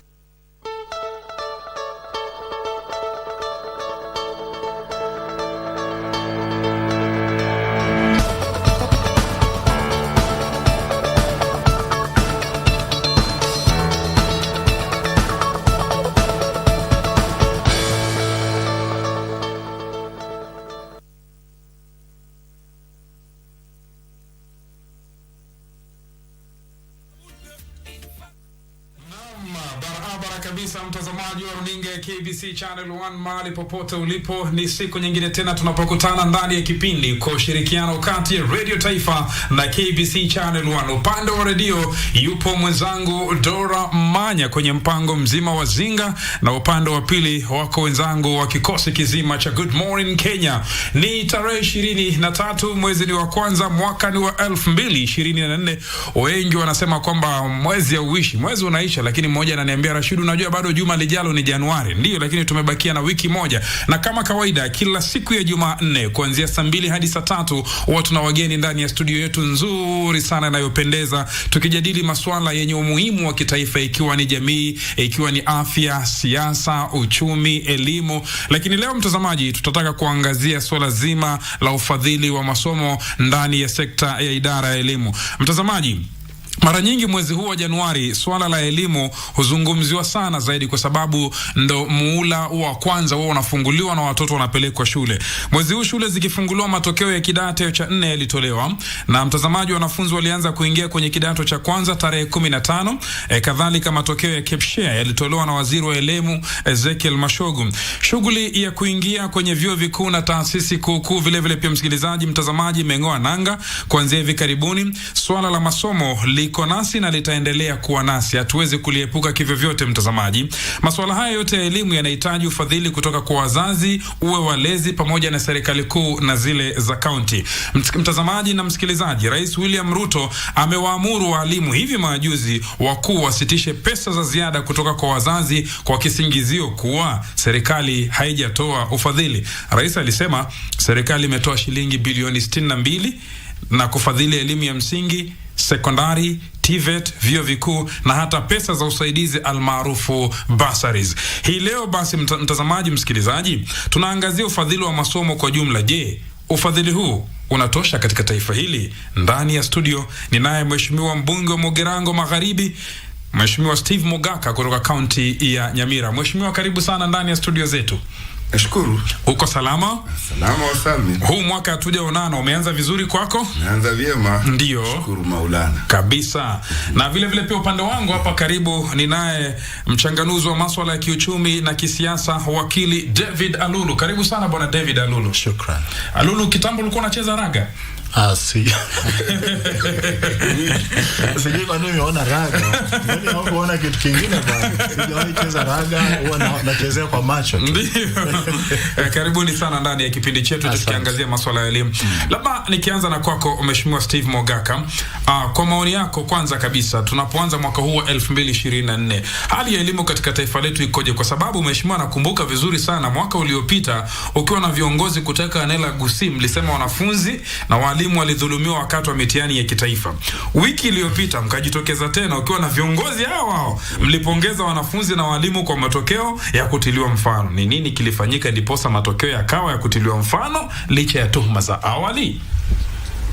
Nashukuru sana kwa mwaliko na kusalimia wasikilizaji wenzangu. Nataka kwanza kabisa kushukuru CS Machogu kwa usimamizi maalum wa mitihani katika mwaka uliopita. Nataka kuwashukuru pia wanafunzi ambao walikaa mtihani pamoja na walimu waliowaandaa. Na matokeo yalipotokea tulishukuru Mungu. Mimi ndio nilikuwa mmoja wa wale walioshukuru Mungu. Kuhusu lalama zangu na wa viongozi wenza mwaka uliopita, ndio tulikuwa na lalama kuhusu usimamizi duni na wa dhuluma wa National Examination Council ya wanafunzi. Kwa mara ya kwanza kabisa tuliona watoto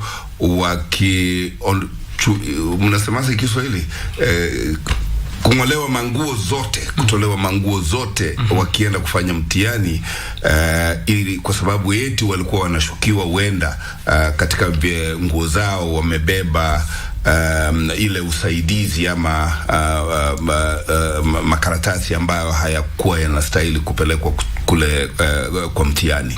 Na hiyo kama wakili mimi najua sheria hairuhusu mtu kuguza mtu yoyote ile. Mwili wa mtu ni hekalu ambao hakuna mtu anaruhusiwa kushika, na ili tukadhabisha kabisa watoto walipokuwa wanachipuliwa manguo, haswa ikiwa ni watoto wasichana na wanafanyiwa hivyo na watu waliokuwa wanajidai ni watu wa National Examination Council. Hiyo ndio ilisababisha sisi condemn hiyo activity. Na nakumbuka kuna shule moja watoto walichipuliwa manguo, mwalimu mkuu ambaye alikuwa ni msimamizi wa hicho kituo akatimuliwa. Ilikuwa kituo cha mtihani kikatekwa na wasimamizi kutoka National Examination Council. Wakawasimamia hao watoto kwa sababu hao ndio walikuwa wameongoza mwaka uliopita, na wakashukiwa kuwa mwaka ule ni kwa sababu walikuwa wamedanganya. Sasa kituo chao kilipotekwa, usimamizi wa mtihani ukawa kwa watu strangers, bado hao watoto waliondoa alama za kutisha na kuonyesha ushujaa wao kielimu, na ndio sababu tulishukuru na tukafanya campaign kwa kusema kama watoto wameng'olewa manguo na bado wametoa hizo alama za A, kama wangekuwa wamepewa kama walikuwa wamekuwa na mazingira mema zaidi, wangeomba alama ingine juu ya A, kwa sababu hao ni watoto walikuwa wamejiandaa vizuri, walikuwa wamejicommit, walikuwa wamesoma na walimu wao, na ndio sababu tulishabikia hayo matokeo na kusema even if ilikuwa vile ilikuwa, tunashukuru Mungu watoto wetu walitunusuru kama viongozi, walinusuru walimu wao na walionyesha ushujaa wao masomo. Na ndio nawaambia yule alikuwa anafanya mchezo kusema kama unataka mtoto apate A, peleka yeye tu eneo hizo, ndio karibu tumejiandaa. Tumejiandaa vilivyo. Asante Mheshimiwa Mogaka kwa utangulizi wa swala hili. Labda kwako Bwana Alulu, unahisi kwamba tumeanza vipi katika swala la walimu? Kwa sababu jana alikuwa namsikia katibu katika Wizara ya Elimu Bwana Belio Kipsanga akisema kwamba wanafunzi 280,000 ambao wanafaa kujiunga na kidato cha kwanza hadi sasa hawajaripoti, na serikali inawatafuta angalau kukamilisha ile 100% transition policy. Shukran na asante kwa nafasi hii. Swala la elimu katika taifa la Kenya nadhani ni swala nyeti. Ni swala ambalo kwa njia moja au nyingine tumekosa kuwa na nafasi nzuri ya ufadhili. Mimi nimekuwa na tatizo kidogo nikiona kwamba kuna scholarships zinapewa na Ministry of Education, kuna bursary inapewa na governor, kuna bursary inapewa na CDF, sasa hata MCA anataka bursary na kila kiongozi anataka kuwa na bursary. Alafu ili hali tuko na watoto ambao wako nyumbani hawana uwezo hasa wa kufika shuleni. Idadi hii ambayo tunapewa utapata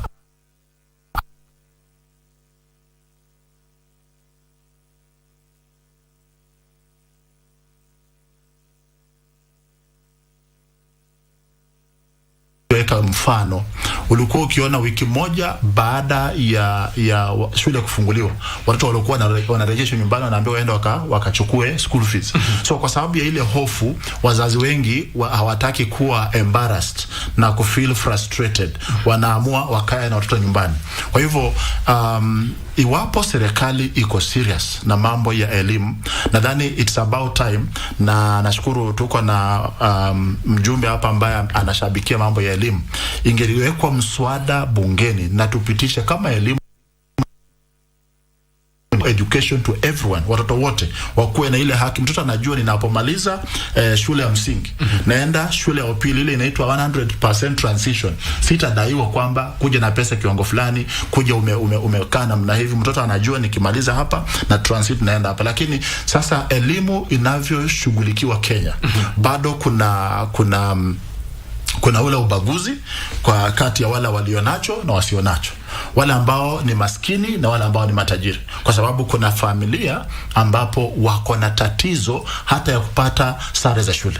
Lakini kuna mahitaji shuleni kwamba lazima ukuwe na sare, lazima ukuwe na vitu fulani ndio uweze kuadmitiwa shule. Hata zile shule ambazo ni za day schools, bado unakuta kuna mahitaji ambao wamewekewa ambayo ni tatizo sana. Mtoto anaambiwa aende na sare, aende na rim of papers 2, sijui afanye namna gani. So una realize haya mahitaji yote unapoyazingatia, unakuta yule ambaye hana uwezo, yule ambaye ameng'ang'ana kumaliza shule ya msingi na shule ya upili, hata kupata sare imekuwa ni changamoto, then inakuwa ni vigumu kuwapata hawa watoto wakielekea shuleni. Kwa hivyo mimi wito wangu kwa serikali, hasa kupitia kwa bunge, ni kwamba kuwe na mswada ambapo tutasawazisha elimu, iwe ni basic need, basic requirement, kwamba kila mtoto anafaa kupata shule angalau kumaliza shule ya upili. Alafu pale pengine sasa hizi scholarships na bursaries na vitu zote ambazo zinapeanwa hizi zizingatiwe kupeanwa labda kwa TVET, tertiary institutions, lakini hapa shule za msingi na shule za upili serikali ishughulikie hili jambo ili tuwe na equal access to education. Okay. Yes. Kuna swala moja kabla kuweza kusonga mbele, mmelizungumzia nyote wawili kuhusiana na hizi scholarships na hizi bursary. Labda nikianza na wewe Mheshimiwa Mogaka. Kuna kama alivyosema Bwana Alulu, kuna bursary za maeneo bunge, kuna zile za county government, hata MCA hizo wanataka bursary, na natumai pia kuna presidential bursary. Mbona zote zisikuwe consolidated ikawa moja? Mimi naona kama we've created a lot of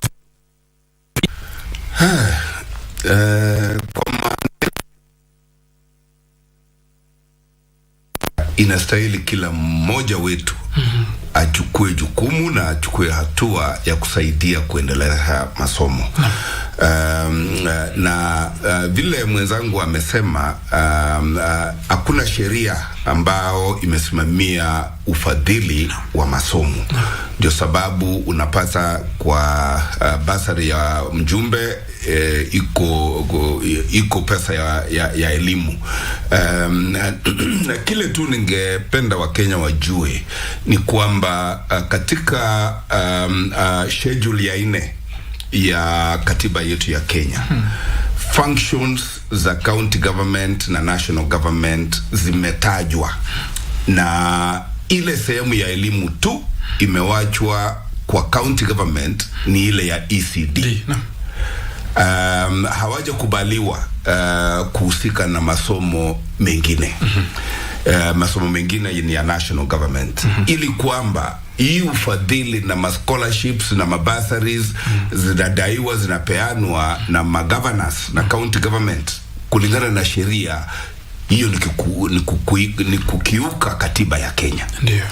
Na mimi nimenyamaza tu nikiwa wakili, najua hii ni kukiuka katiba ya Kenya. Na mtu yeyote akichukua hatua ya kuchallenge hiyo, wataambiwa hiyo wanafanya ni kinyume cha katiba. Lakini kwa sababu ya mapenzi yangu kwa elimu, ninaona hata kama ukivunja katiba kusaidia watoto wa Kenya wapate elimu, wacha iwe namna hiyo, kwa sababu sisi kama wajumbe, hiyo ni jukumu yetu. Strictly speaking, hiyo ni national government function ambayo ilistahili, kama serikali ilikuwa inataka kupeana bursaries za elimu kando na ile elimu ya ECD, kitu cha kikatiba wangefanya ni kupitisha hiyo pesa kwa channel ya kupitisha zile pesa za national government ambayo ni national government CDF. Lakini kando na hiyo, hata rais akipeana hiyo scholarship, hata mabenki uliona yakipeana hizo scholarships. Kwa sababu nilisema kwa mapenzi yetu kwa watoto wa Kenya, sisi wote tuko hapa kwa sababu ya elimu. Na ndio sababu tunasema the end, hata kama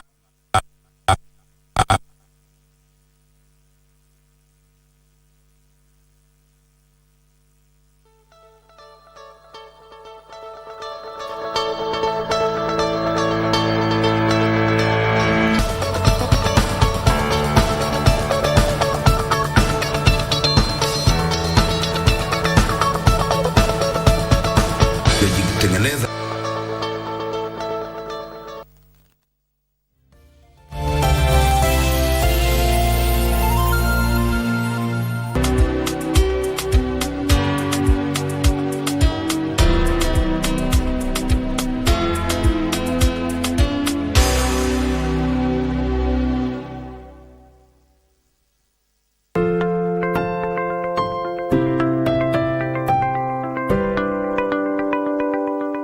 In a world filled with uncertainty, there is one thing we can always count on: the power of compassion and generosity. Every day, families in Kenya face unimaginable challenges and hardships. They struggle to put food on the table, provide shelter for their loved ones, and access basic health care. But today, you have the power to make a difference. By just contributing 1 shilling and 50 cents from your airtime, your generosity can provide access to sanitary pads, nutritious food, clean water, education, and life-saving medical care to those who need it most. To support this cause, please tune in to your favorite radio station under the KBC umbrella for step-by-step instructions on how to subscribe. KBC Helping Hands. Together, we can make a difference and bring hope to those in need.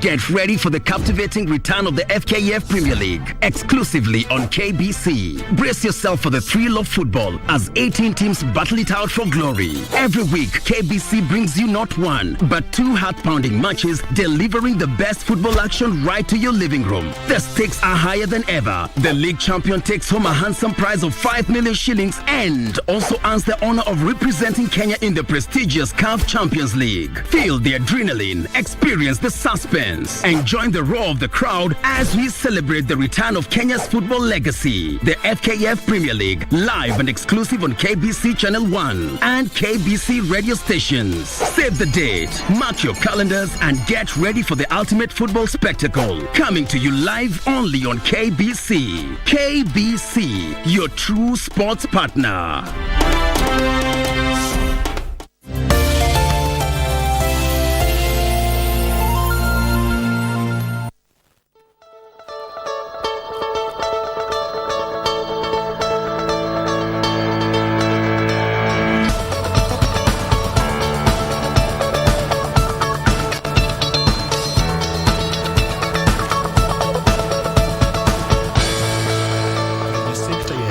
Kwa sababu walimu lazima wawepo wa kutosha, vifaa lazima viwepo vya kutosha, ili hawa wanafunzi wanapoenda mle shuleni pia wapate elimu inayostahili. Tusiwe tu ni bora elimu, tunataka elimu bora. Lakini sasa tulipo sasa hivi Kenya ni bora elimu, bora mtu ameenda, bora amefika darasani, hata kama akipata E, wanasema hata E ni alama, bora uko kule. So tunataka serikali izingatie kuweza kuinua kiwango cha elimu. Tusiwe na hii desturi ambapo sasa hivi wazazi wengi wanaamini kwamba ili mtoto wako apate elimu nzuri, hasa shule za msingi, lazima aende private schools. Tunataka tuwe na nia ama hamu ya watu kutaka watoto wao wawe shule za umma, kwa sababu serikali, shule za umma serikali inazifadhili vizuri, ina walimu wa kutosha, iko na resources za kutosha.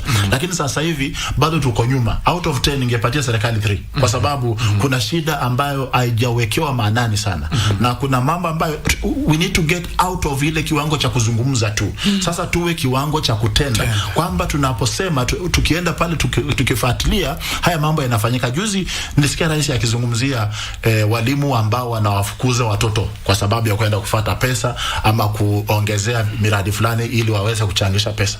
Ni kuzungumza inazungumzwa, lakini enda kwenye shule upate mambo ambayo yanaendelea kula shuleni. Principals shule zinapofunguliwa, yeye anaanza kufikiria nitapataje pesa mwaka huu, na anajua jinsi ya kuthreaten mzazi, unajua usipofanya hivi kutaenda namna hivi. Sasa wazazi wanakuwa na uoga, mtoto wangu asifukuzwe, mtoto wangu asipatwe na tatizo. Kwa hivyo tunakuta tuko na serikali inayozungumza, lakini kuimplement hapa kwa ground unakuta wale education officers kwa sub counties na counties na wana collide na walimu. So inakuwa serikali inazungumza, lakini kule chini mambo inafanyika tofauti sana. Kwa hivyo kuwe na msimamo rasmi wa serikali, lakini zaidi ya yote kuweko sheria ambazo zitazingatiwa, lakini serikali ifadhili zile shule. Capitation ilipeana mwaka huu mapema na shukuru, lakini walimu wanasema ni kidogo. So waongezewe ikuwe ya kutosha. Mheshimiwa Steve Mogaka, Bwana Lulu amezungumza masuala muhimu sana hapa, na kama wabunge mna dori kubwa sana ya kuweza kucheza. Kwa mfano ile swala ambalo rais anasema walimu wasifukuzwe watoto sababu ya pesa ishatumwa, lakini ukiangalia kule kwa ground kama anavyosema Lulu, vitu ni tofauti, na vile pia hakuna vifaa vya kutosha. Sijui kama bunge mnasukuma vipi serikali kuu, kwa sababu nyinyi mnafaa kwa check kwa serikali kuu. Nashukuru. Kuhusu matamshi ya rais, na rais wangu nina support sana, na hiyo matamshi haiwezi kutekelezwa kwa sababu inakiuka circular ya minister wake ambao amepea mashule juu ya ile school fees wazazi wanapeana. Na ikiwa rais anataka amri yake itekelezwe, jambo la kufanya ni kuamuru waziri wake apeane circular kwa kila shule ya kuwaeleza wasidai watoto fees. Na hawezi kufanya hivyo bila kupeana capitation ya kutosha, kwa sababu ukipeleka mtoto shule, haswa shule ya zabweni, watoto lazima walishwe, lazima waoge, lazima watunzwe, na uweze kufanya hivyo. Na ndio nasema saa ingine ikikuja kwa maneno ya elimu, inatakiwa tuwe na ushujaa na tuambiane ukweli, kwa sababu watoto wetu ndio rasilimali kubwa kabisa katika hii nchi yetu ya Kenya.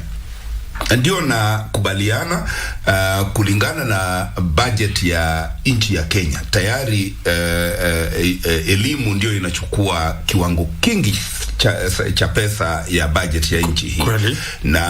Lakini bado haitoshi.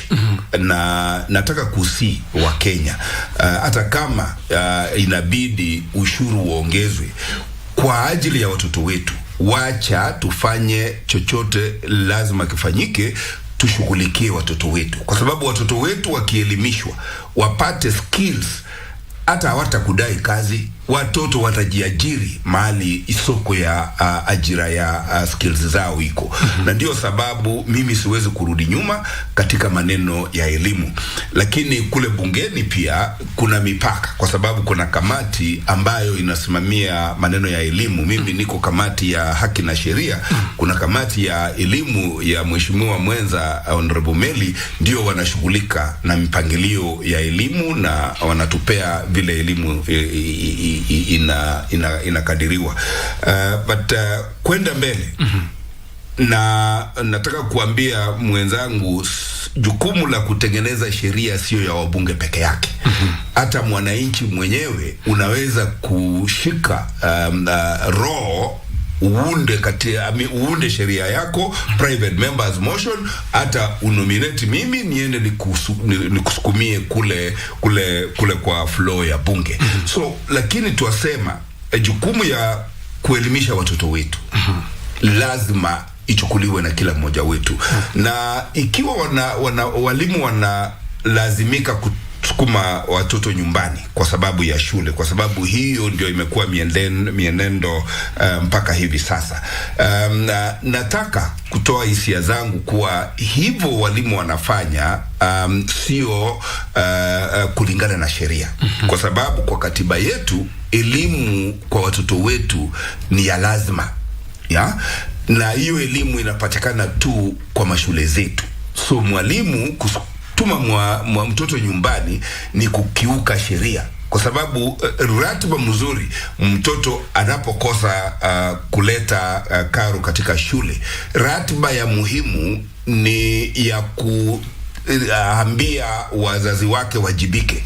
Kwa sababu kulingana na sheria ya watoto nchini Kenya, ni kinyume cha ama ni uvujaji wa sheria ikiwa una neglect kuhudumia ama kutekeleza wajibu wako kwa mtoto wako. Na ndio sababu katika hiyo sheria ya watoto tumetengeneza children's department, tukaweka children's officers katika kila eneo katika nchi ya Kenya, ili kwamba kama mtoto hajalipiwa shule, huyo mtoto anastahili wazazi wake pelekwe katika children's department, wawajibike. Na ndio sababu hii maneno ya kukuza watoto nyumbani na nimezungumzia mahali pengine. Hii ndio inaadhiri matokeo ya hiyo shule, kwa sababu watoto wengine wanakosa masomo ule wakati wamefukuzwa nyumbani. Na hata wakileta hiyo school fees yote, hawapewi remedial lessons, kwa sababu kama hiyo masomo imepita. So wanagharamia ile masomo ambayo hawapati, na which is extremely unfair. Na ndio sababu nasihi mimi katika constituency yangu nimeplead na walimu wangu, badala ya kufukuza mtoto wafuate mimi mjumbe, nitafanya lile linatekelezwa kufanya, kwa sababu niko na CDF bursary kila mwaka.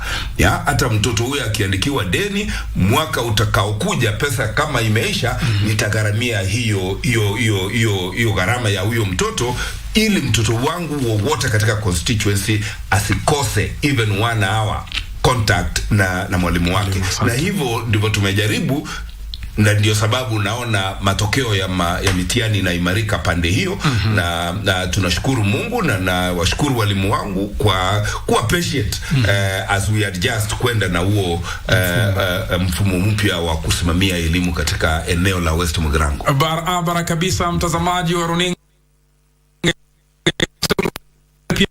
Radio Taifa, sauti ya Mkenya. Kumbuka #AFCON iko KBC. Ndani ya studio niko nao Mheshimiwa Steve Mogaka, mbunge wa Mugirango Magharibi kutoka gatuzi la Nyamira, na vile vile pia tuko naye ndugu David Alulu ambaye ni mchanganuzi wa masuala ya kisiasa na vile vile pia kiuchumi, tukipigia mbizi ndani ya bahari kuu ya ufadhili wa masomo, ikiwa ni masomo ya vyuo vikuu, taasisi za elimu ya juu na vile vile pia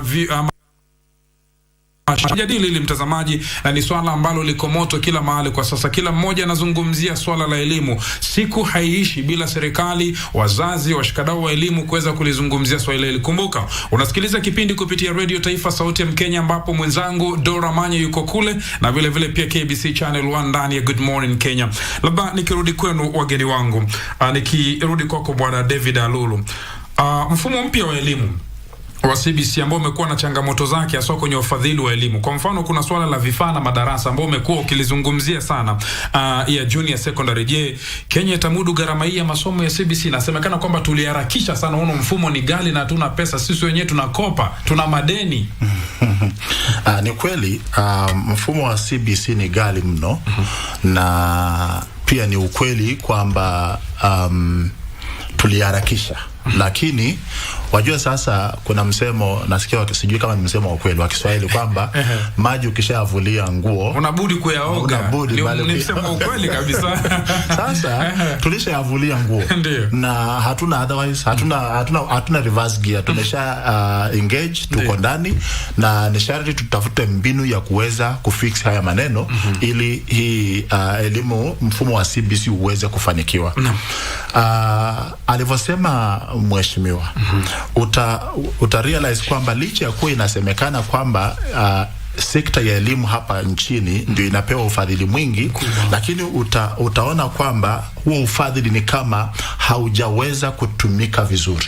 Haujaweza kutumika vizuri kwa sababu moja, wakati ambapo tuko na wanafunzi wengi wanaohitaji kwenda shuleni, lakini serikali ni kana kwamba ufadhili wake uko chini. Niposo kasikia pale mwanzo nikasema ni vizuri sasa tuwe na mjadala mpya, na nashukuru mjumbe amenipatia responsibility, nitamuona nyuma ya hema ni tuweze kujaribu kudraft private bill, tuone kwamba hii sheria ya elimu inaweza kuzingatiwa kwa misingi ipi, sababu tunataka kwamba kuwe na pesa ambazo zinaenda kwa infrastructure, kwa sababu sasa hivi wanafunzi wa CBC especially junior secondary wana shida sana, kwa sababu number 1, infrastructure, hawana madarasa ya kutosha. Number 2, hawana walimu wa kutosha. Tumesikia kuna shule ambazo darasa la CBC la junior liko tuna mwalimu mmoja, na juzi walikuwa wanaandamana wala wengine ambao walisema hawajapewa contract, wako tu pale kama vibarua, yani hawako sure kesho itakuwaje. Kwa hivyo kuna need ya serikali na stakeholders wote kuketi chini na tuweze kutazama jambo la CBC especially junior secondary na jicho la kiundani sana, ili tuweze kuwa nusuru wanafunzi ambao kwa junior secondary ambapo kwa njia moja au nyingine tuna risk future yao. Manake tumeweka pale darasani lakini hawasomi, tumeweka pale wanaenda shuleni kila siku, lakini ile services ambazo wanapata government versus private institutions, unakuta wale shule za private wana uwezo mkubwa wa kuweza kuwahudumia wanafunzi wao, lakini upande huu mwingine wa serikali ni kama sasa tuko kwa uwanja tunacheza. Nilikuwa naangalia mechi ya usiku kati ya Cape Verde na Egypt. Unaona ile msukumo, pressure ilikuwa kila upande, kila mtu ako busy kupata mabao. Lakini sasa upande wetu sasa imekuwa ni kama tuko kwa kiwanja mchezo wa Arsenal na Crystal Palace. Arsenal wanalima mabao tu, Crystal Palace wanapokea. So upande huu wetu private institutions wako na resources za kutosha. Government institutions zero, hakuna chochote ambacho kiko pale. Kwa hivyo tunahitaji kuwa na conversation ya kutusaidia kuweka resources za kutosha into CBC. Tuko ndani tayari, tuko ndani, kama ni kuzama tuko katikati ya bahari, lazima tutafute jinsi ya kuweza kutoka kwenye ile bahari. Na jinsi ni sisi kukuwa na conversation na ufadhili uweko mahali pale wa kutosha, ili kuwe na equal access to education. Isikuwe kwamba wale wako private wako na favor sana kuliko wale ambao wako government institutions. Kwa hivyo more funding, more resources, more capitation kwa junior secondary. Alright, labda tukirudi mbele, Mheshimiwa Mogaka, kumekuwa na swala la baadhi ya jamii ama wazazi kupiga walimu kutokana na matokeo duni. Sijui swala hili tutalizungumzia vipi? Hiyo ni kali, lakini jump wazazi ni swala la kutisha sana. Kwa sababu ni kweli kuwa watoto wakishapelekwa shule wazazi wana matarajio, na kwa sababu wazazi wanajiuliza kama wametekeleza jukumu lao kupeleka watoto shule, mbona watoto wasipate alama ya kuwapeleka mahali? Na ni swali ambayo wasimamizi wa ajira za walimu wanastahili kuangalia, kwa sababu hawa walimu wote wamepelekwa college moja. Mbona mwalimu fulani, na kuna mtoto anazaliwa mjinga, mtoto anazaliwa na vile anatunzwa, vile anaelimishwa ndivyo anavyokuwa.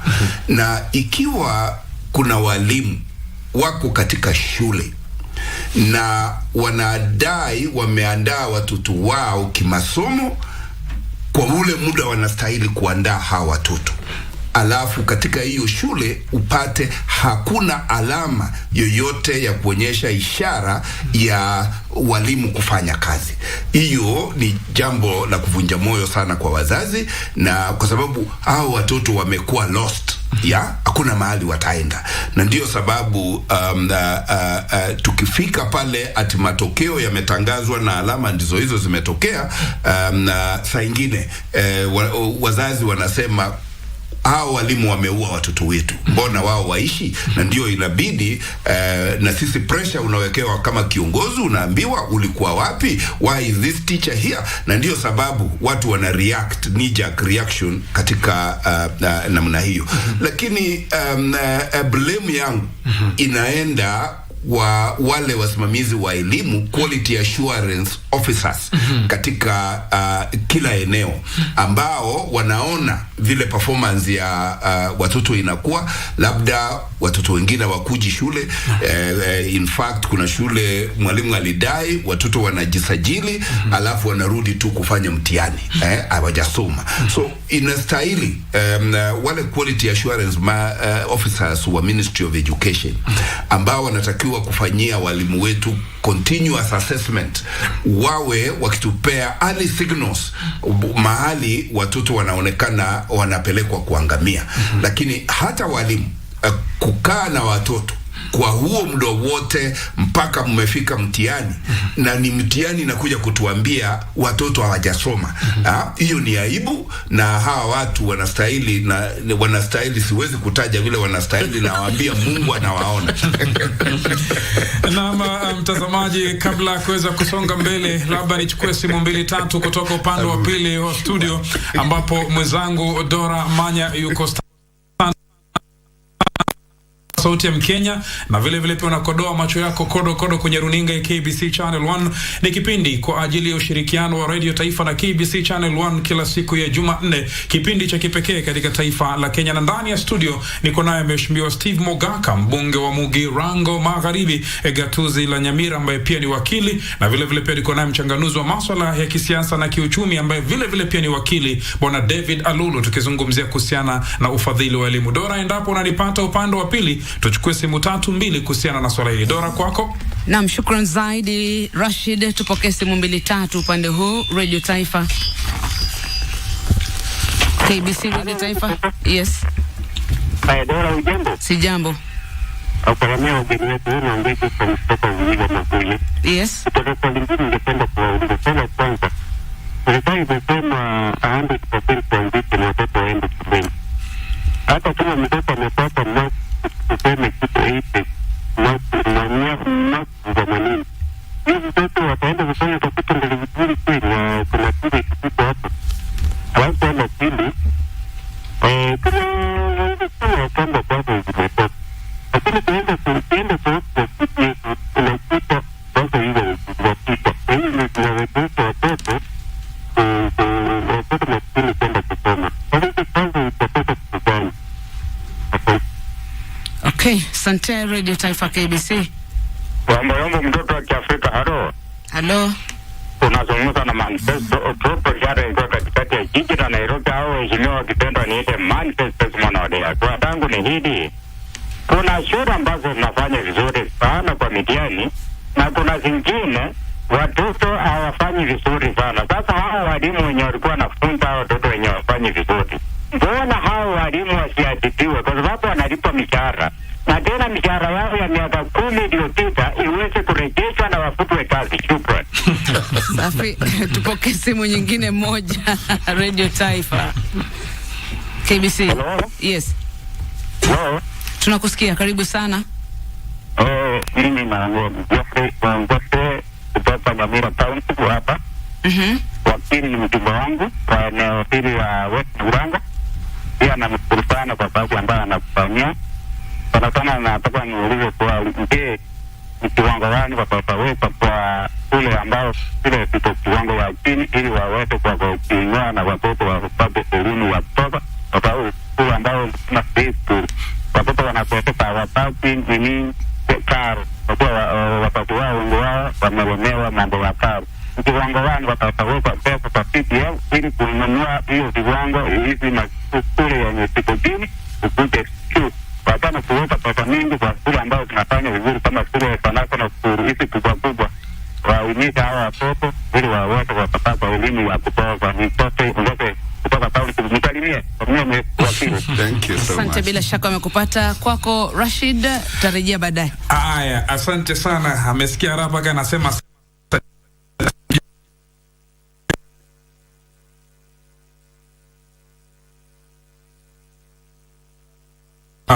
labda tuanze na kwako Bwana Lulu kabla kuna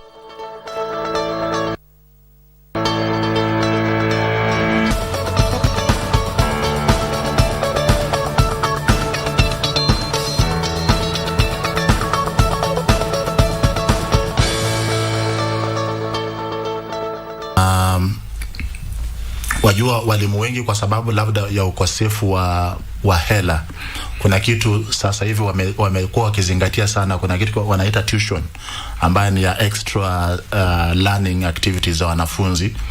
kimsingi inafaa iwe ni wanafunzi ambao hawafanyi vizuri, lakini sasa labda kwa sababu ya uchache na upungufu wa pesa, walimu wameinvent, imekuwa kama income generating yao. So unaona mwalimu hazingatii kuwafunza watoto, ila anazingatia sana kuhakikisha kwamba hawa watoto, kila mtoto analeta pesa za tuition ndio akuwa akipata malipo pale. So walimu wanangoja weekend itafika lini tufanye tuition tupate extra income. Hata kuna tuition za usiku. Yes, zipo za usiku. Hata sasa hivi wamezindua zingine za baada ya darasa, baada ya masaa ya darasa. Sasa kuna ile extra learning ambayo sasa mzazi analipia. So utarealize kwamba walimu wetu pia nao wamekuwa too money minded. Hawazingatii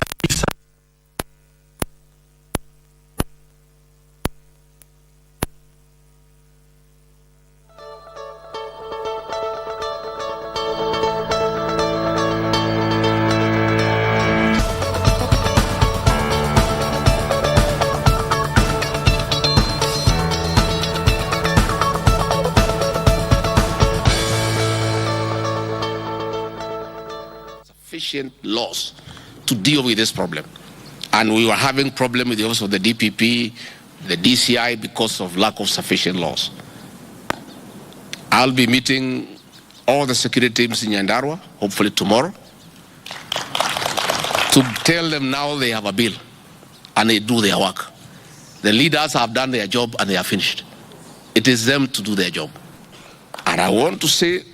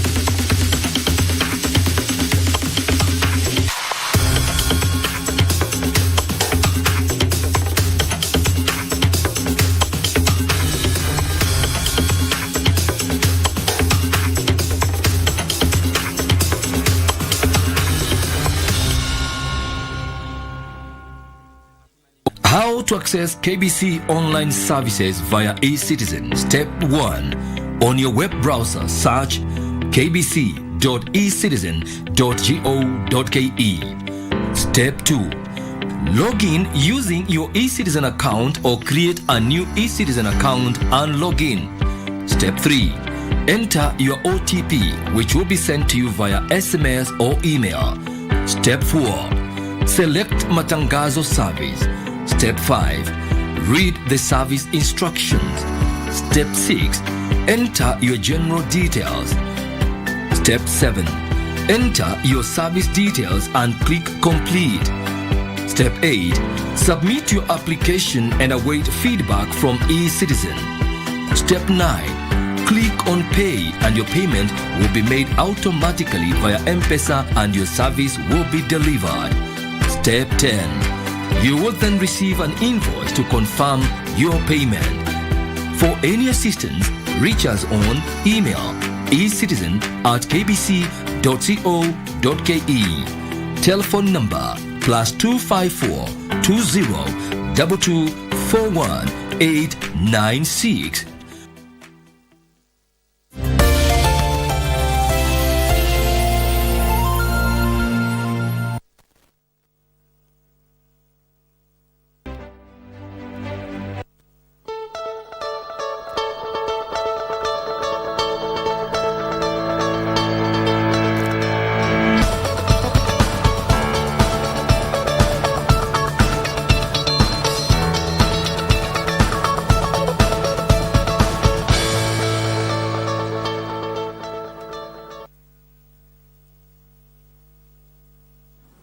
had an intention to wipe out our young generation in the mountain. Because all the bad alcohol, all the illicit drinks, all the poisonous substances were taken to the central Kenya region. They were sold during daylight when chiefs are there, police are there, nobody cared, and we were losing almost an entire generation. And I really want to thank President William Ruto for taking the bold step, very courageous, and asking me to lead this war. I'll be going also to the Coast Province, where there is a big problem of the hard drugs. It is a lot, it's quite huge in the Coast Province. And the leaders there have called me to go and try to initiate the effort and give it momentum so that we can work on it. So Mimi, I want to say, watu ya Nyandarua, you know you are my people. I am one of you. You know I have a farm there in Shamata. Na iko pahali nimepata pesa kidogo. So nitakuja mwezi ujao, nichore kanyumba, niweke hapo. Ile Christmas uliona watu wamekuja kwangu Nyeri, Mungu akikubali. Christmas hii nitakuwa na watu ya Nyandarua pale Shamata. I'm going to build something there, little kanyumba kidogo hapo ya mzee, fingira kidogo, tukue tukiongea hapo mambo yetu. So I am very happy that my county of Nyandarua is going to be sober, because I'm also a sober leader. So ningekuwa na huzuni mingi nikiwa ulevi kupidukia ndio imezunguka mimi nyumbani. Kwa hivyo mimi nashukuru sana watu ya nyumbani. And you know we have come with the president of Nyandarua I think 7 times. The president and I love Nyandarua. President anapenda Nyandarua sana vile mnampenda, na mimi napenda Nyandarua kwa sababu mimi ni mmoja wenu. Na kwa hivyo tutafanya hii kazi pamoja. Dunyonjeru is the road is on course. The president gave directions na makaratasi imeanza. So hivi the financial autonomy of counties is on course. We agreed. Kila arm of government should be allowed to have financial autonomy so that the executive does not control you. And I want to thank this assembly of Nyandarua and the speaker for your leadership, because you are united. We had a very difficult assembly in the last administration, where the assembly was fighting with the governor, they were fighting among themselves, affecting service delivery. Bwana Speaker nasema hongera under your leadership and the House leadership. Mumeweka Nyandarua pamoja. You are oversighting the governor, but not obstructing from performance. And that is what an assembly should do. Oversight the governor for good governance, but allow him to work, facilitate him, pass his budget, allow him to function. But pahali you need to oversight, please oversight him. And that is the way things should go. Even in the national government, we have told the National Assembly, the Senate, oversight us. There is no problem. Where we are wrong, correct us, but support us where we need to do the right thing. So I really want to say that you people have done very well. And muendelee, na nitakuwa nikialika nyinyi from time to time, na nyinyi pia mnanialika. Tunakuja, tunakunywa chai pamoja, tunaongea mambo yetu. And I'm very clear in my mind that grassroots leaders are very important. I have tremendous respect for grassroots leaders, our MCAs, because they live with the people. Ukitaka kujua ground inasema nini, uliza hawa waheshimiwa. Those of us in Nairobi, we may not know what the ground is saying. These are the ground because they stay on the ground. Hakuna MCA anaishi kwa anakaa tu hapo. Manyumba yenu haina gate, wananchi wanaingia wakitoka. I know what it means in terms of straining you. Munaletewa mashida mingi, and that is why we are happy the courts have allowed the laws on health to go on, so that this burden that you have been having of hospital bills, of raising funds every weekend, will be a thing of the past. Tutapunguza NHIF from 5 to 300, so that everybody has a cover. Mtu akigonjeka, anaenda hospitali, anatibiwa, anapewa dawa, anaenda nyumbani. So in another 1 year, hii maneno ya harambe za weekend sitaisha. And it will be a relief to all of you. I know muko na mambo ya matanga. I know you have many issues.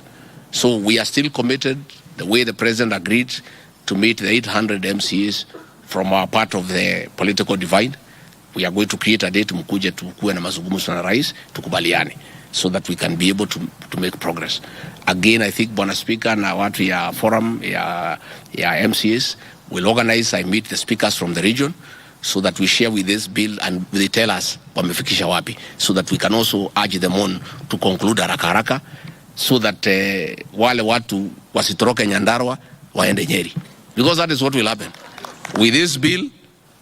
Wale hawezi wacha wale ya kuuza vitu baya watatoka Nyandarua waende Nyeri, ama waende Kirinyaga, ama waende Kiambu, ama waende Murang'a, ama waende Nakuru.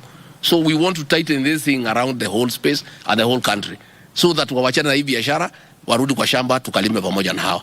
And that is what will happen. And I want to ask our traders to know that they are also parents. Much as they are trying to make money, they cannot make money by selling our young people poison. They cannot be rich by killing our people. Even God cannot bless their wealth. Let them look for honest means to earn their livelihood. There is businesses you can do and make money without killing other people. Mambo mingi ile siasa naendelea, mwachana na siasa. Kazi ni hii. Let me say, those who want to lead, hii vijana wakikufa wote utaongoza na kwanza tuokoe generation. Then unaweza kujipanga nao huko mbele, isn't it? If these young people are all dead, wamepoteza vitambulisho, wanalala kwa mtaro, wewe unataka kuongoza, utaongoza hawa, utaongoza nani? There will be nobody to lead. Let us first preserve this generation. And let us not be transfixed with the childish politics of succession, of elections. We have barely come from elections. 1.5 years. People want service. Watu wanataka kuhudumiwa, watu wanataka kujua mambo ya barabara, mambo ya ukulima, mambo ya stima, mambo ya maziwa. Sasa mambo ya uchaguzi ni tuachane na hiyo maneno. I want to appeal to everybody, more so in our region, which refused delivery, all this region to be united under President William Ruto, the way tulikubaliana, tuunge mkono, tuwache mambo mingi na tufanyie wananchi kazi.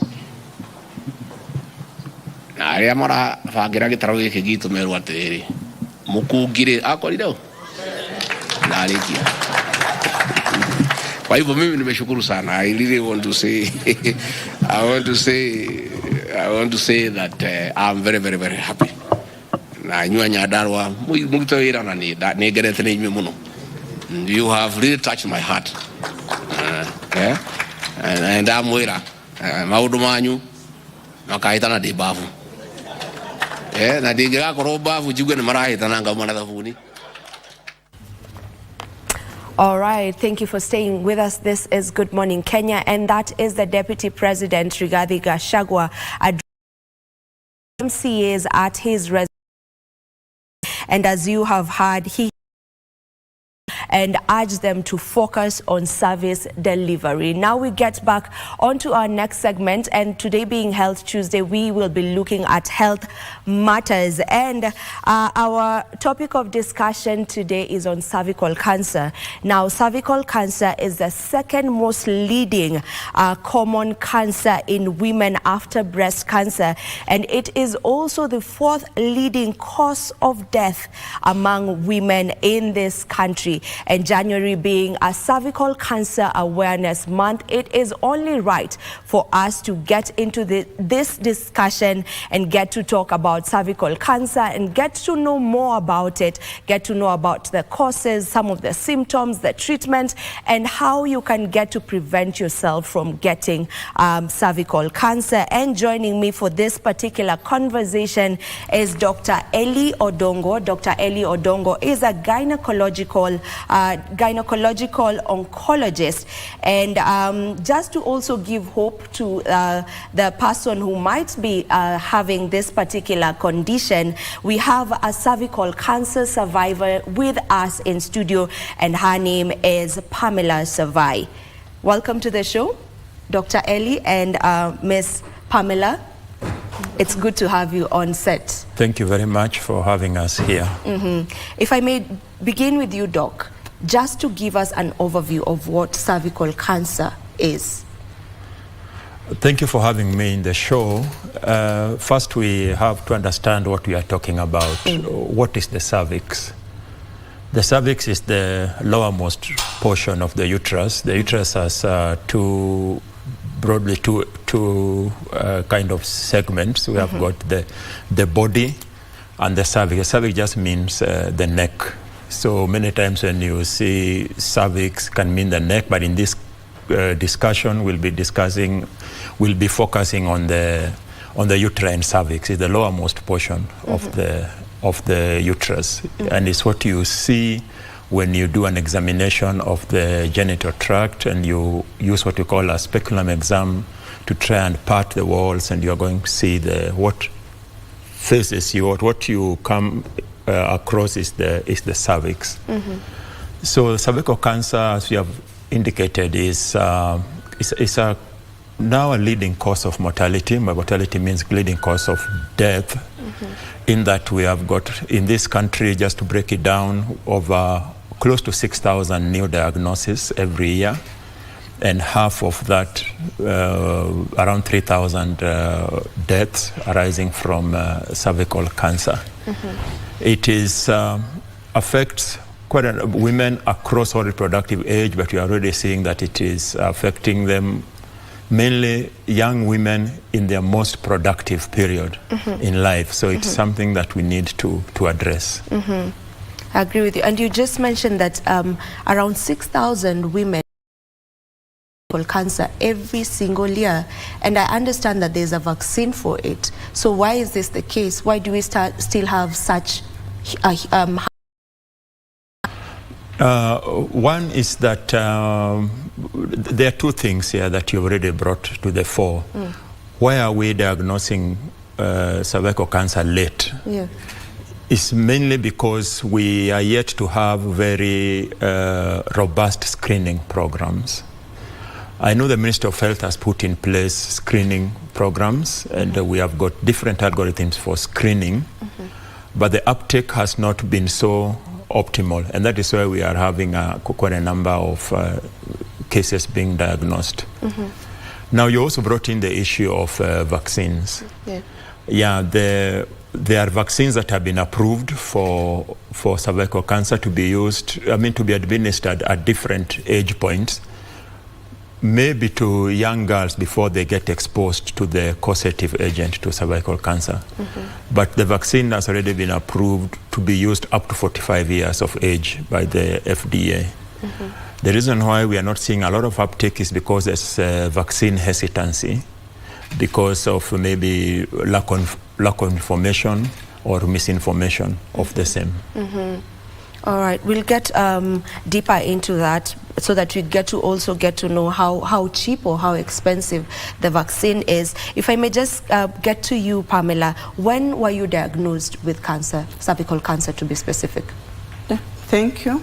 It was in 2019, January, during the Cervical Cancer Awareness Month, just like this one.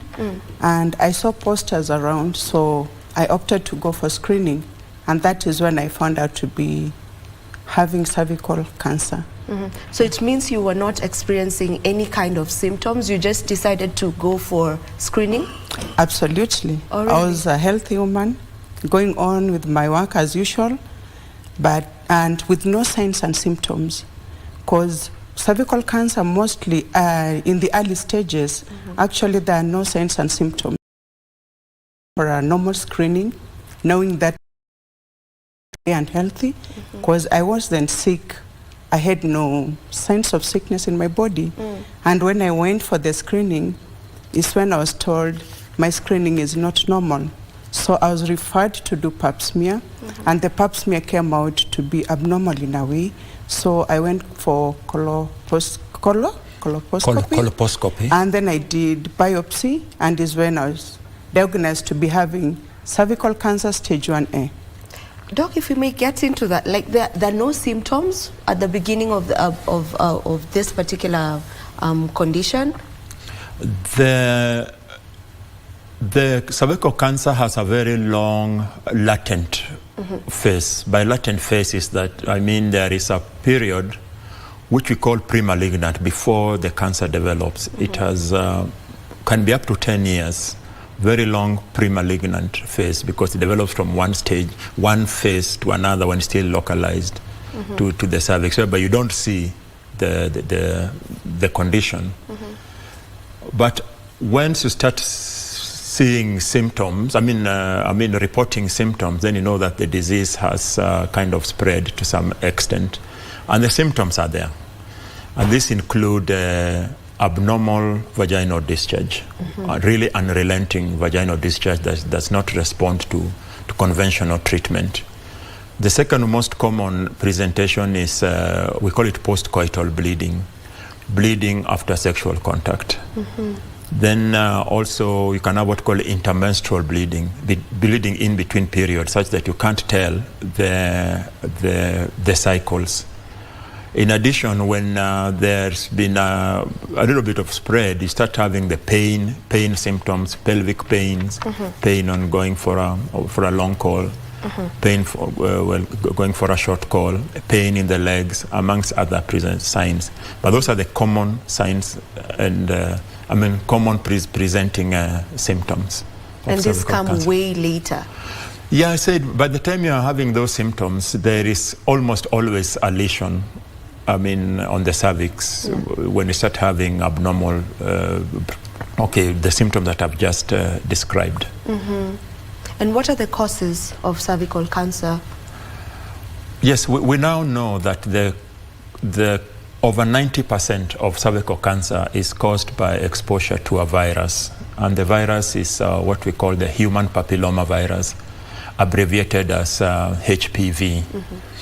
It is a sexually transmitted condition in that even one single sexual exposure can lead to infection with HPV. What we must understand is that there are very many variants of HPV, but there are those ones that have been described as high-risk types. I will not mention all of them here, but just to highlight a few, type 16, type 18, amongst others that have been shown to be the high-risk types.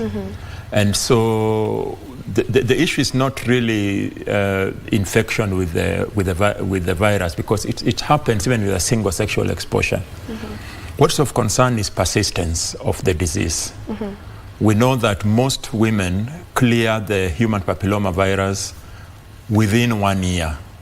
But if the disease persists because of one reason or another, and there are predisposing factors to persistence of disease, this could be due to either low immunity because of one reason or another, could be due to HIV, organ transplant, chemotherapy, amongst others, that made the virus persist, and that gives it a chance to cause changes in the cell that will finally lead to cancer.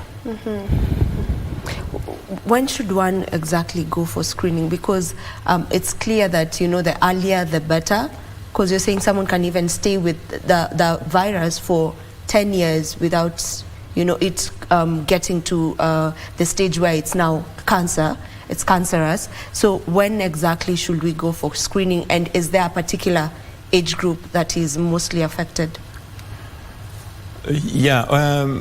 We initially, from our epidemiological studies, we kind of have a peak of cervical cancer. In fact, we call it bimodal peak, towards 40s and then towards late 50s. But this has been disrupted because of one reason or another. Especially, we know that the prevalence of HPV in this part of the world is more than other parts. For example, in East Africa, the prevalence of HPV is around 30%, as compared to North America, amongst other places, which is 15%. We're also plagued with other issues, especially immunosuppression due to HIV. And we've now, because of the factors I've mentioned, HIV itself is a risk factor for the persistence of disease. And therefore, this has affected our screening dynamics, in that any woman who has been sexually active, ideally, should be screened. And there are several screening modalities. I know the Ministry of Health has adopted what we call the World Health Organization the 90-70-90 strategy towards elimination of cervical cancer. Yeah. The 90-70-90 strategy, just allow me to explain a bit. Go ahead. Yeah, whereby the first 90 means that 90% of girls have received vaccine. This is primary prevention. And then 70% of women are screened with a test, kind of a high performance test, high fidelity test. And that's why I want to mention a bit on the tests and tie it together with the screening. The recommendations from cancer programs is that pap smears should be, at least by 21 years of age, should have a pap test. On the other hand, we in line with the World Health Organization's elimination strategy, it's recommended that we move from pap to a high performance test, which is HPV DNA screening. I'm not saying we should do away with pap, but it's recommended that we do HPV DNA screening. I know of some programs whereby if one has an abnormal pap test, it automatically triggers a reflex HPV DNA testing. On the other hand, we must understand that most women still clear the disease. And so you also don't want to overwhelm the health system by screening women and finding women who will have the disease anyway, by virtue of being young. Maybe they'll clear the disease over time. Yeah. And this has based on those factors. I hope I'm trying to explain the current screening programs. 90 is that those women who have found to have a pre-malignant disease. Pre-malignant means pre-cancer. Quite a number of women still have pre-cancer phase. They should be linked to some form of treatment. And because there's treatment available when you have the pre-cancer phase. Yeah. And the Ministry of Health has rolled out several modalities for pre-cancer phase, which can be either ablation, you use cryotherapy, kind of freezing, or you excise. Excise just means you cut off that portion with the disease. And if, of course, if there is, you determine that the disease has spread a little bit further, you can offer radical surgeries. And if it exceeds a certain age, I mean, a certain stage, then it's preferred to offer maybe chemotherapy and radiation, so as to manage the advanced stages. Okay, I get that. Now, back to you, Pamela. I would love for you to just get me into how that went for you when you were diagnosed and you were told, okay, you have cervical cancer, being that you just went for screening. You were not feeling unwell. You just heeded to the call of there's a screening happening. You know, women should come forth and get screened. Just take me through that. How was your mind then? How did you react? How do you take up the news? For real, my mind went blank. I was terrified. I saw death. Because at the mention of cancer, the next thing you're seeing is a grave. And I had just lost my husband 2 years back.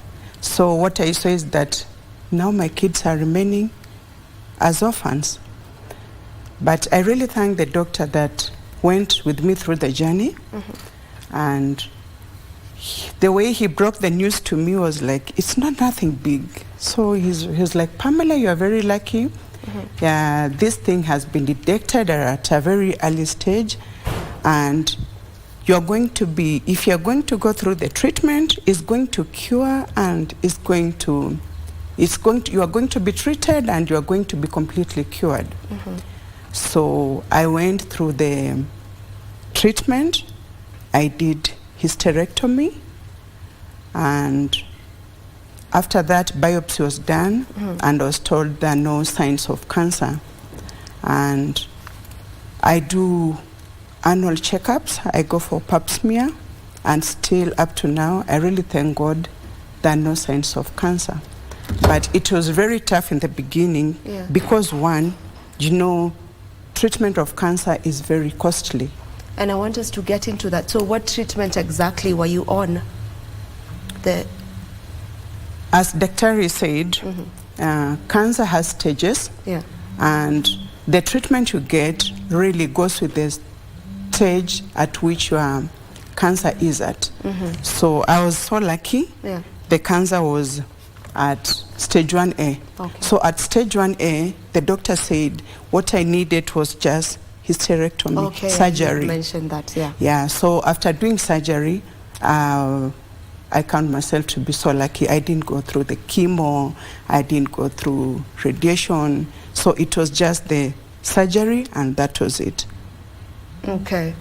All right. And on that note, we'll take a very short break. Don't you go too far. We'll be back with this conversation as we allow the doctor to now get into the stages of cancer and the treatment for each stage. We'll be back in a moment.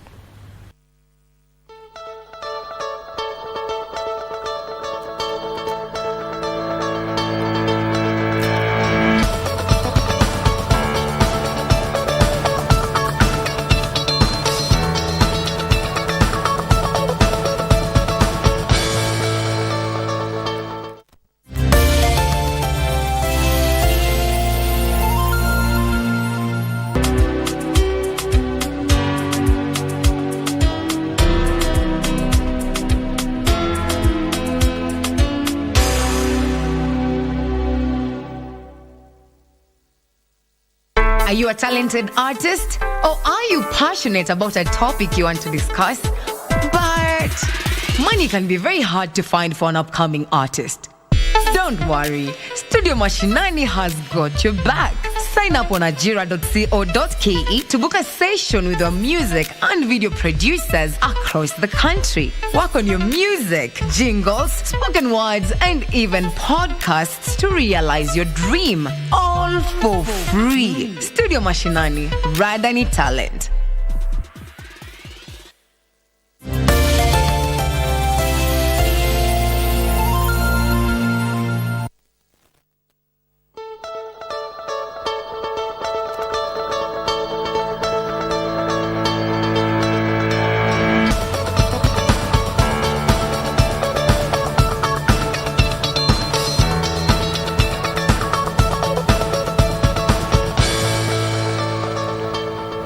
Welcome back. Thank you for staying with us. In case you're just joining in, we are having a conversation on cervical cancer as January is Cervical Cancer Awareness Month. Now, before we took that break, Doc, Pamela actually touched on what treatment she went through, and she mentioned hysterectomy. For purposes of those who don't understand that medical language, what does that mean? What surgery is that?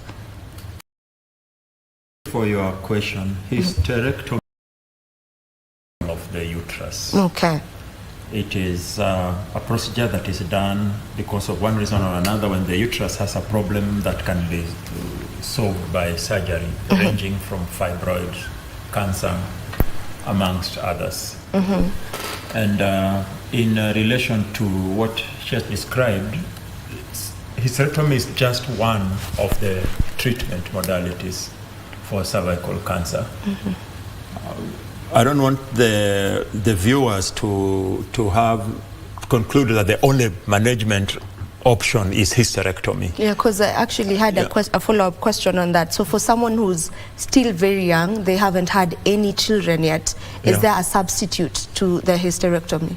Yes, there is a substitute for to hysterectomy, and this is based on the stage of the disease.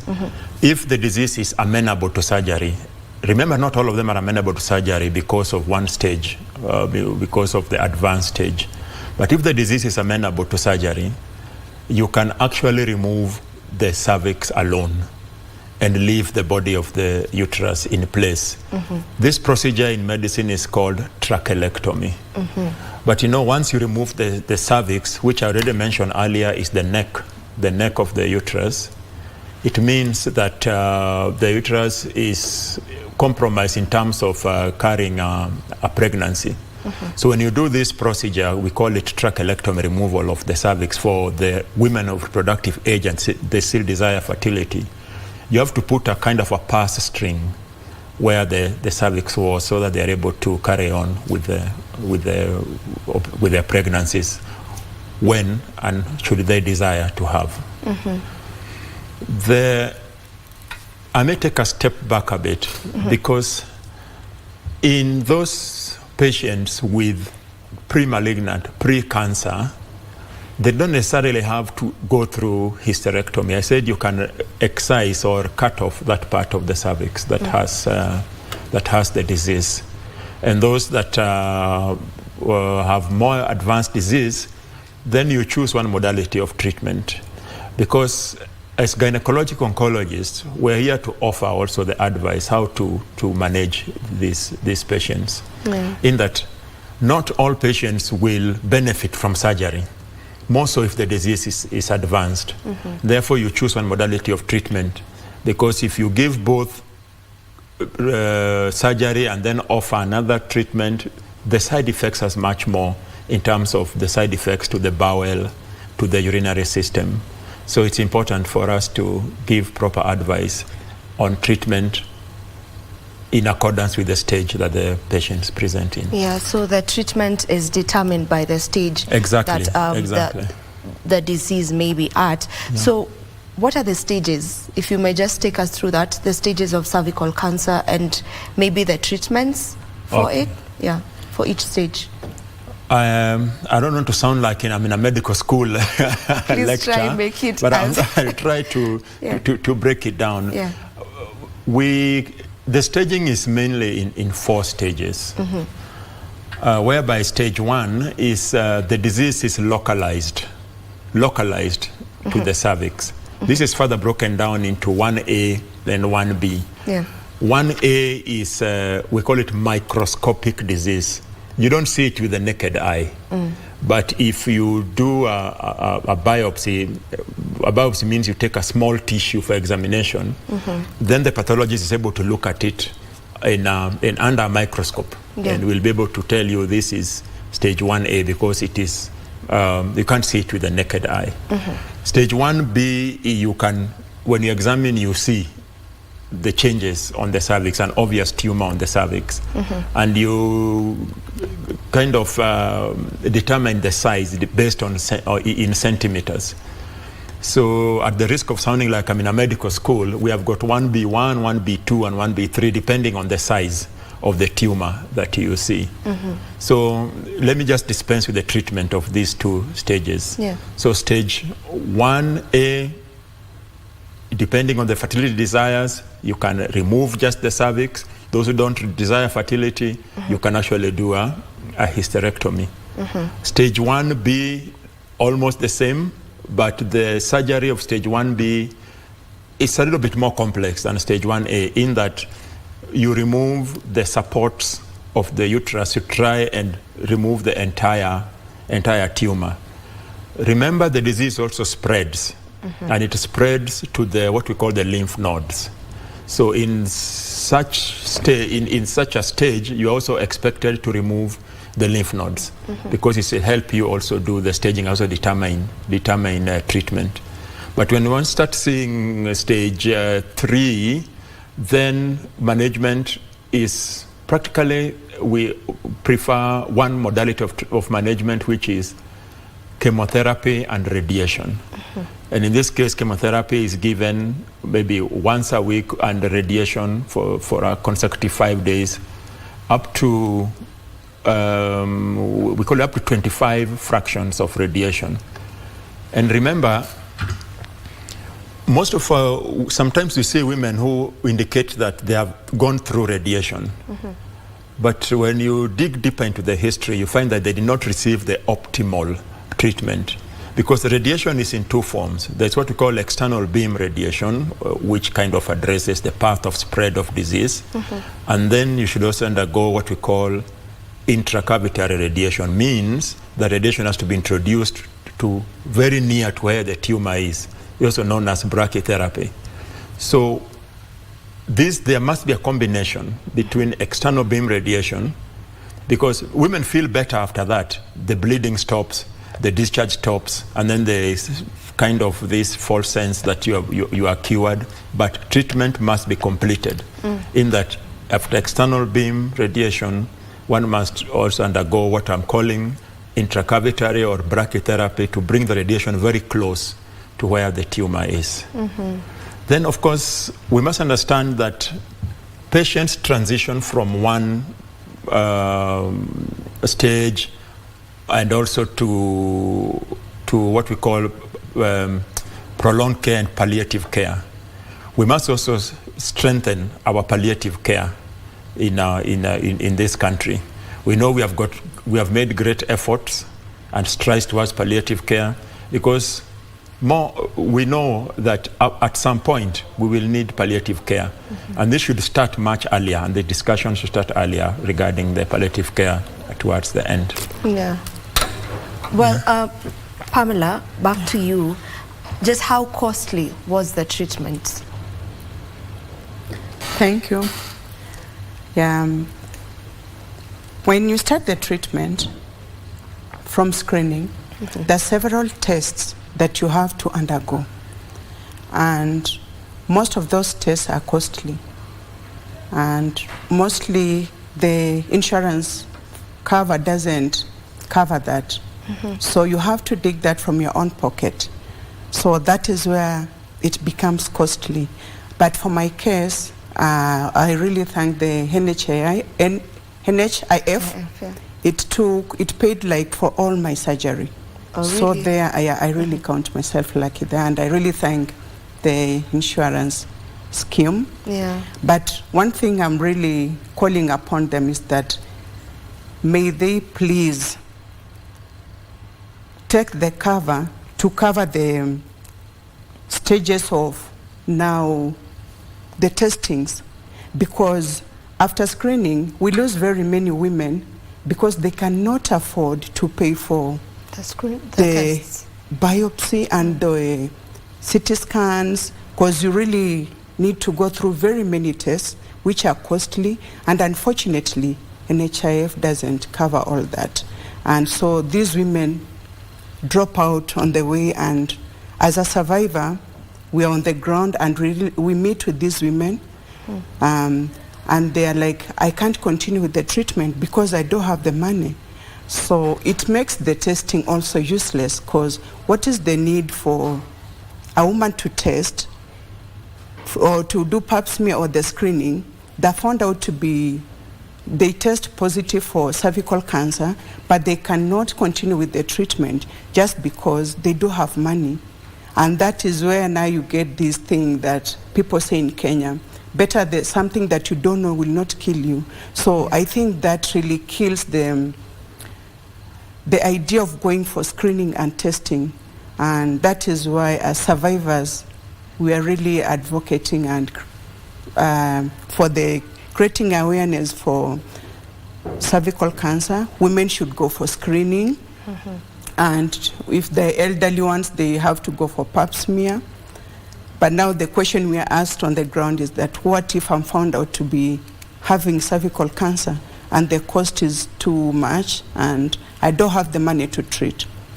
Yeah, so we are appealing to the government to look for a package, and I think the new scheme, the HIF, will have that on their cover, so that the treatment for cervical cancer will not just start from when one has been hospitalized, but it will come in from the screening to the tests, the biopsy, and all the other tests for CT scans and imaging that are needed for it, so that we don't lose women on the way for lack of funds for the treatment. Yeah, we really hope that that will be looked into. Still on you, just how would you say the cancer affected your life generally before you got healed from it? One was emotional, the feeling and the fear that you have that now I have cancer, I'll lose my life. Another one, the stigma. I remember there's a time I came out in a crowd and I said that I had cervical cancer. One of my very close friends came and told me, why did you stand and say that you had cancer? So we really fight stigma. And I think that is what made me come out now, because I'm like, how many other women are fighting stigma behind there, not coming out in the light, telling people about this cancer. And as the Bible says, my people suffer for lack of knowledge. It's true that very many women out there don't have the knowledge for cervical cancer. And also, I think because it's something that is, which is under the belt, it's not something that very many women like to discuss openly about it. And so I come out, I tell them, cervical cancer is a disease like any other disease, which can be treated and cured. So we don't have to feel shy about it. We don't have to fear. It's not a curse. It's not witchcraft. It's a disease that can get any other person. It doesn't have class. It doesn't know class. So every woman can get cervical cancer. So we just have to come out in groups and voice our voices about it. And that made me join a group of survivors under the Kilele Health Association.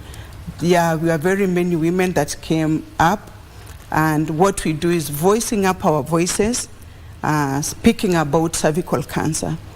And to me, what I normally tell the women, cervical cancer, I think, is one of the best cancers. Why do I say so? With the HPV vaccine given to our girls, we prevent them from having cervical cancer in the future. And with the screening like I did, screening saved my life, because I'm like, if I didn't go for the screening, maybe I could have waited then for the signs. And maybe the signs cause differently. They come, I think, concerning an individual, they come up during at any time, and maybe they could have come at stage 4, which could have been the treatment is harsh. Second, it's costly. Like my case, after doing the surgery, I didn't have any need to spend more money, except from the annual checkups, because I go for pap smear once annually. And yeah, that is, you can admit that is reasonable. I don't spend so much on that. And I live full life, a healthy life. Cancer-free. Cancer-free. I've been to Mount Kenya thrice now after my cancer. I've summited all. 2023, a group of survivors, 3 of us, we went to Mount Kilimanjaro with the Kilele Health Association and some other Rotarians who are supporting us. We went to Mount Kilimanjaro fundraising funds for women who have been early diagnosed with cervical cancer, so that at least they can get some cash for their treatment, and we're able to pay for the NHIF. So I live a normal life. I tell people, it's like, times when it's the scar. Oh, so I had cancer at one time, but I rarely think of cancer. I rarely think of having cancer. And it's good to know that you're now living your life to the fullest. Doc, Pamela mentioned that cervical cancer is one of the best cancers. I don't know how you'd argue that, but I get her point of view, because it can be prevented. There's the vaccine. And earlier on, I'd mentioned that I'd ask you, how much does it cost to get the vaccine? I don't know that to say it's one of the best cancers, because the diagnosis of cancer itself is devastating. But it fits the World Health Organization pattern of diseases that can be prevented and eradicated. Because one, it has a very long latent phase, in that up to 10 or 15 years for you to do something about it. Secondly, you have an identified causative agent, which is HPV, so you can also target that. And coming to your question on the cost of HPV, the Ministry of Health has rolled out a vaccination program. It is free for young girls. It is free. Until what age? Currently, the recommendation of the administration of the vaccine that is being administered is between 9 to 15 years. That is the recommendation of that vaccine, because we are using one that covers 4 types of HPV. Let me just allow me to mention them: 611, which causes the genital warts, and 16 and 18 responsible for the cervical cancer. So the Ministry of Health has rolled out the program that is free. In the private sector, I may not have the amount that it costs to have the vaccine in the private sector. Okay, so for young girls between the ages of 9 to 15, it's completely free. Yes. Yes, and you'd advise parents to take their children for that vaccine? Yes, that's our advice. That's our advice, despite all the vaccine hesitancy. We have established from the research that's been done that the vaccine is safe, and so it can be administered to the young girls. Okay, but that does not mean that only them can get it. Even a lady my age, I can take it upon myself to go get the vaccine? Yes, because you've asked the question, let me break it down further. Yeah, we have different kinds of vaccine. The earlier one was called the Cervical. Cervical covers against 2 HPV. And then we have what we call the Gardasil against the 4, which is being used in our public health facilities, and that has been approved up to from 9 to 26 years actually. But the FDA has approved the use of vaccines up to 45 years of age. Okay. The fact that it's recommended to be given in younger girls is because you want to administer before they get exposed, which means that the antibody response, because what you're trying to produce is antibodies. And let me also correct, we are not actually inoculating the recipients with a virus, with a live virus. Actually, they're being inoculated with viral-like particles, such that the body produces antibodies against the human papilloma virus. Okay. The younger the subject, the younger the recipient, the more the antibodies produced. We call it we measure the antibodies in terms of the titers. We call it geometric mean titers. The younger population produce very high levels, so the geometric mean titers are very high. But as your age advances, then the titers get lower. So it still gives some level of protection against the high-risk types of HPV. It's also shown that the vaccine can slow down the progression of the pre-malignant phase to the malignant phase. That's pre-cancer to cancer. All right, thank you for just getting that clear. There has been speculations on contraceptives and that some of them may cause cervical cancer. So is there a correlation between cervical cancer and some contraceptives or contraceptive use? I hope that you will not ask me that question on air. Well, I had to. Yeah, of course, there has been some data suggestive that the contraception may predispose to cervical cancer, which has been used to kind of claw back the gains that you have made with regards to our prevention of cervical cancer and also birth control for those who desire to use it. There is no conclusive evidence that contraception leads to cervical cancer. We know that contraception has many other benefits. There has been also proponents that maybe those who are on contraception are more exposed to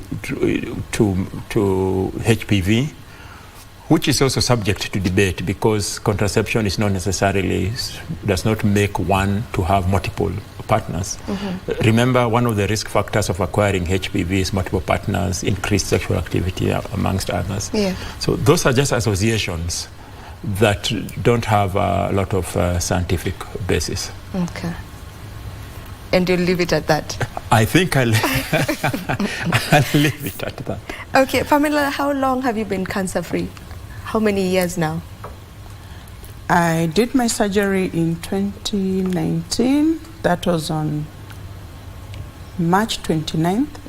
And after that, the piece that was removed was done biopsy, and from then I was told I'm cancer-free. So ever since, I've been going for the annual checkups and still nothing. So you expected to be going for annual checkups for the rest of your life? Or is there a time frame? Because I think I read somewhere that after healing from cancer, you still need to be going for these checkups for at least 5 years for them to like completely decide that, okay, now you are cancer-free. I think to me, as per my brains, I'll always do it annually. I don't want to take any risks away from it. Doc, what causes the recurring of cancer?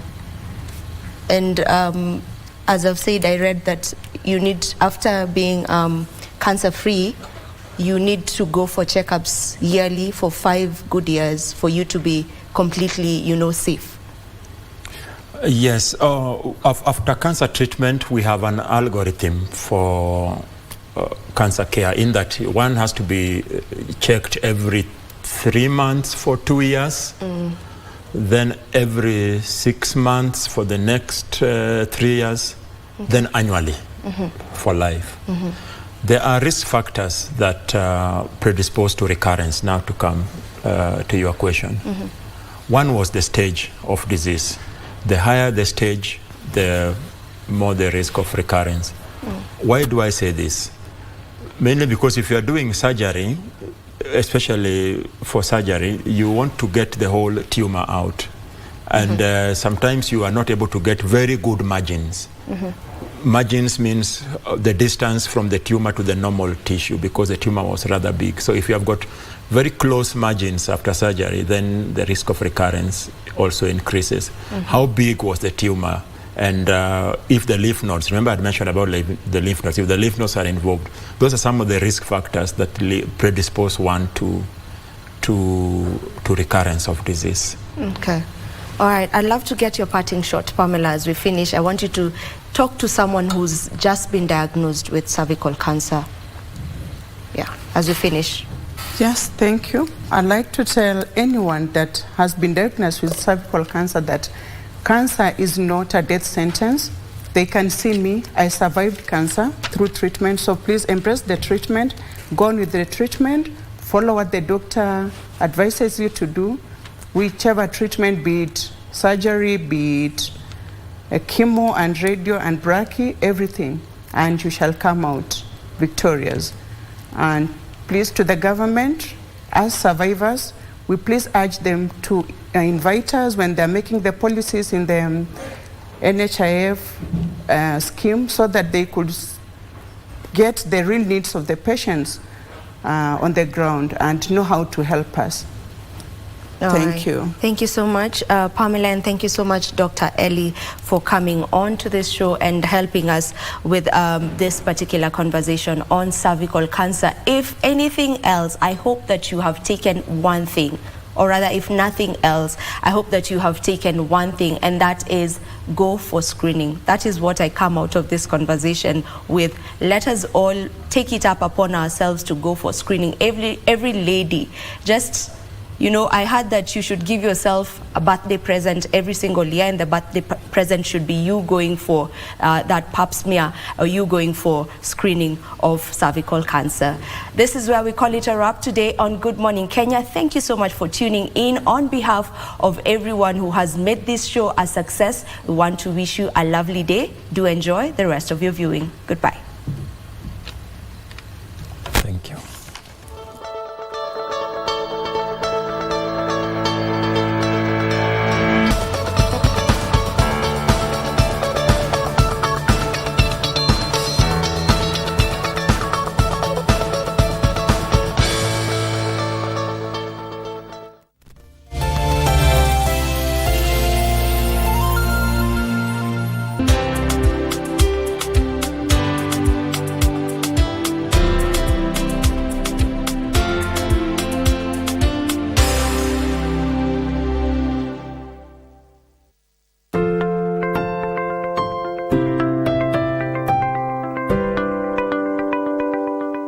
In a world filled with uncertainty, there is one thing we can always count on: the power of compassion and generosity. Every day, families in Kenya face unimaginable challenges and hardships. They struggle to put food on the table, provide shelter for their loved ones, and access basic health care.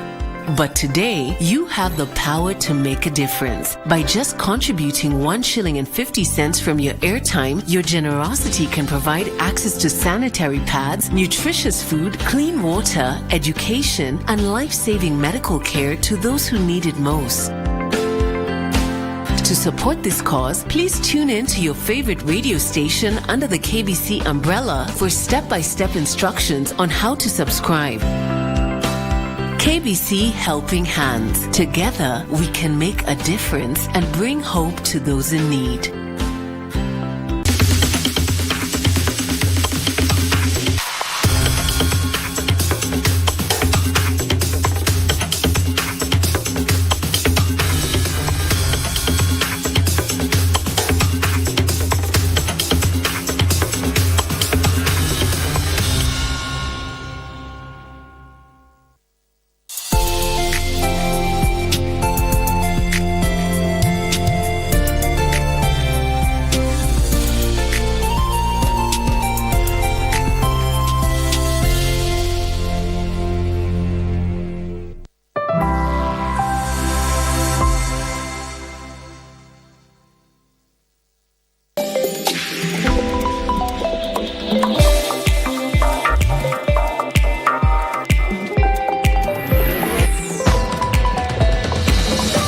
Contemporary African photography through the lens of Zimbabwean-born, South African-based photographer Tatenda Chedora is a visual exploration of what it means to be African and Black today. Some say I'm a fashion photographer, fine art photographer, commercial photographer, but I'm a visual storyteller. I love telling stories through photographs. We paint through light, and that's what basically photography is. I'm at Through the Lens Collective. I'm going to be developing some film today for a shoot that I did a few weeks ago. My photographic style is black, very black. That's what people say. There's a magnification that I place on black skin as an individual. There's a glorification. There's a celebration, and there's a beauty that I'm trying to translate with black skin and black subjects, and also translating other stories of identity in it. I've often been criticized of having a certain selection of subjects. It's either they're too black or it's a person with albinism, especially when it comes to my conceptual work. In a fast-paced world that leans more to digital, Tatenda works mainly with digital photography, but the nostalgia and timelessness of film photography still makes it an attractive medium. I pour in some fixer. The fixer fixes the image onto the film so that it doesn't rub off, so it becomes permanent onto the film. My preference is always film. There is a beauty also that comes with grade. I always say to people that digital is still trying to match film. You have film grades that people put over digital images. So there's still something that is authentic and raw when it comes to film photography. And from a creative perspective, it's a much longer process. But I feel like film allows you as an individual to think through the process. You have 36 or 12 slides in a roll of film. So it constricts you from wasting. So that allows you as an individual to be able to be more articulate, to be more concentrated, to be more focused. Whereas with digital, it's instant, it's immediate, and you shoot and look. With digital, you see it. And then on film, I will only see it after it comes from the lab, or I'll only see it after I've processed it. The aesthetic of film photography carried out on a traditional handprint is something Tatenda appreciates. Though he can develop film himself, he requires the services of Dennis De Silva, the only remaining hand photo printer in the country. There's a longevity of images printed on film paper is much longer than digitally printed prints. So there's always a beauty in having a handprint because it was carefully done. There's just a beautiful touch to it and having it as a handprint. When I was much younger, I used to cut out images from my mother's magazines. I always used to like that they were for like a school project and collage and put them in scrapbooks. So from there, I did build a subliminal visual library, and I've always had an interest in photographs. And then when I had the privilege of going to university, I went and I studied photography. The difference between commercial work and conceptual work is commercial work is always there to feed a certain market. Today we are in Soweto. We're doing a lookbook shoot for a South African streetwear brand. We're in an open field, in a soccer ground. We've got beautiful taxis as our props, and yeah, we're gonna have so much fun. So we're creating to lure in a certain type of people, a certain viewership, serving a certain market. So everything is always controlled. And then conceptual work, which is mostly my style of photography, especially in my personal work. So there it's thoughts, ideas, experiences, expression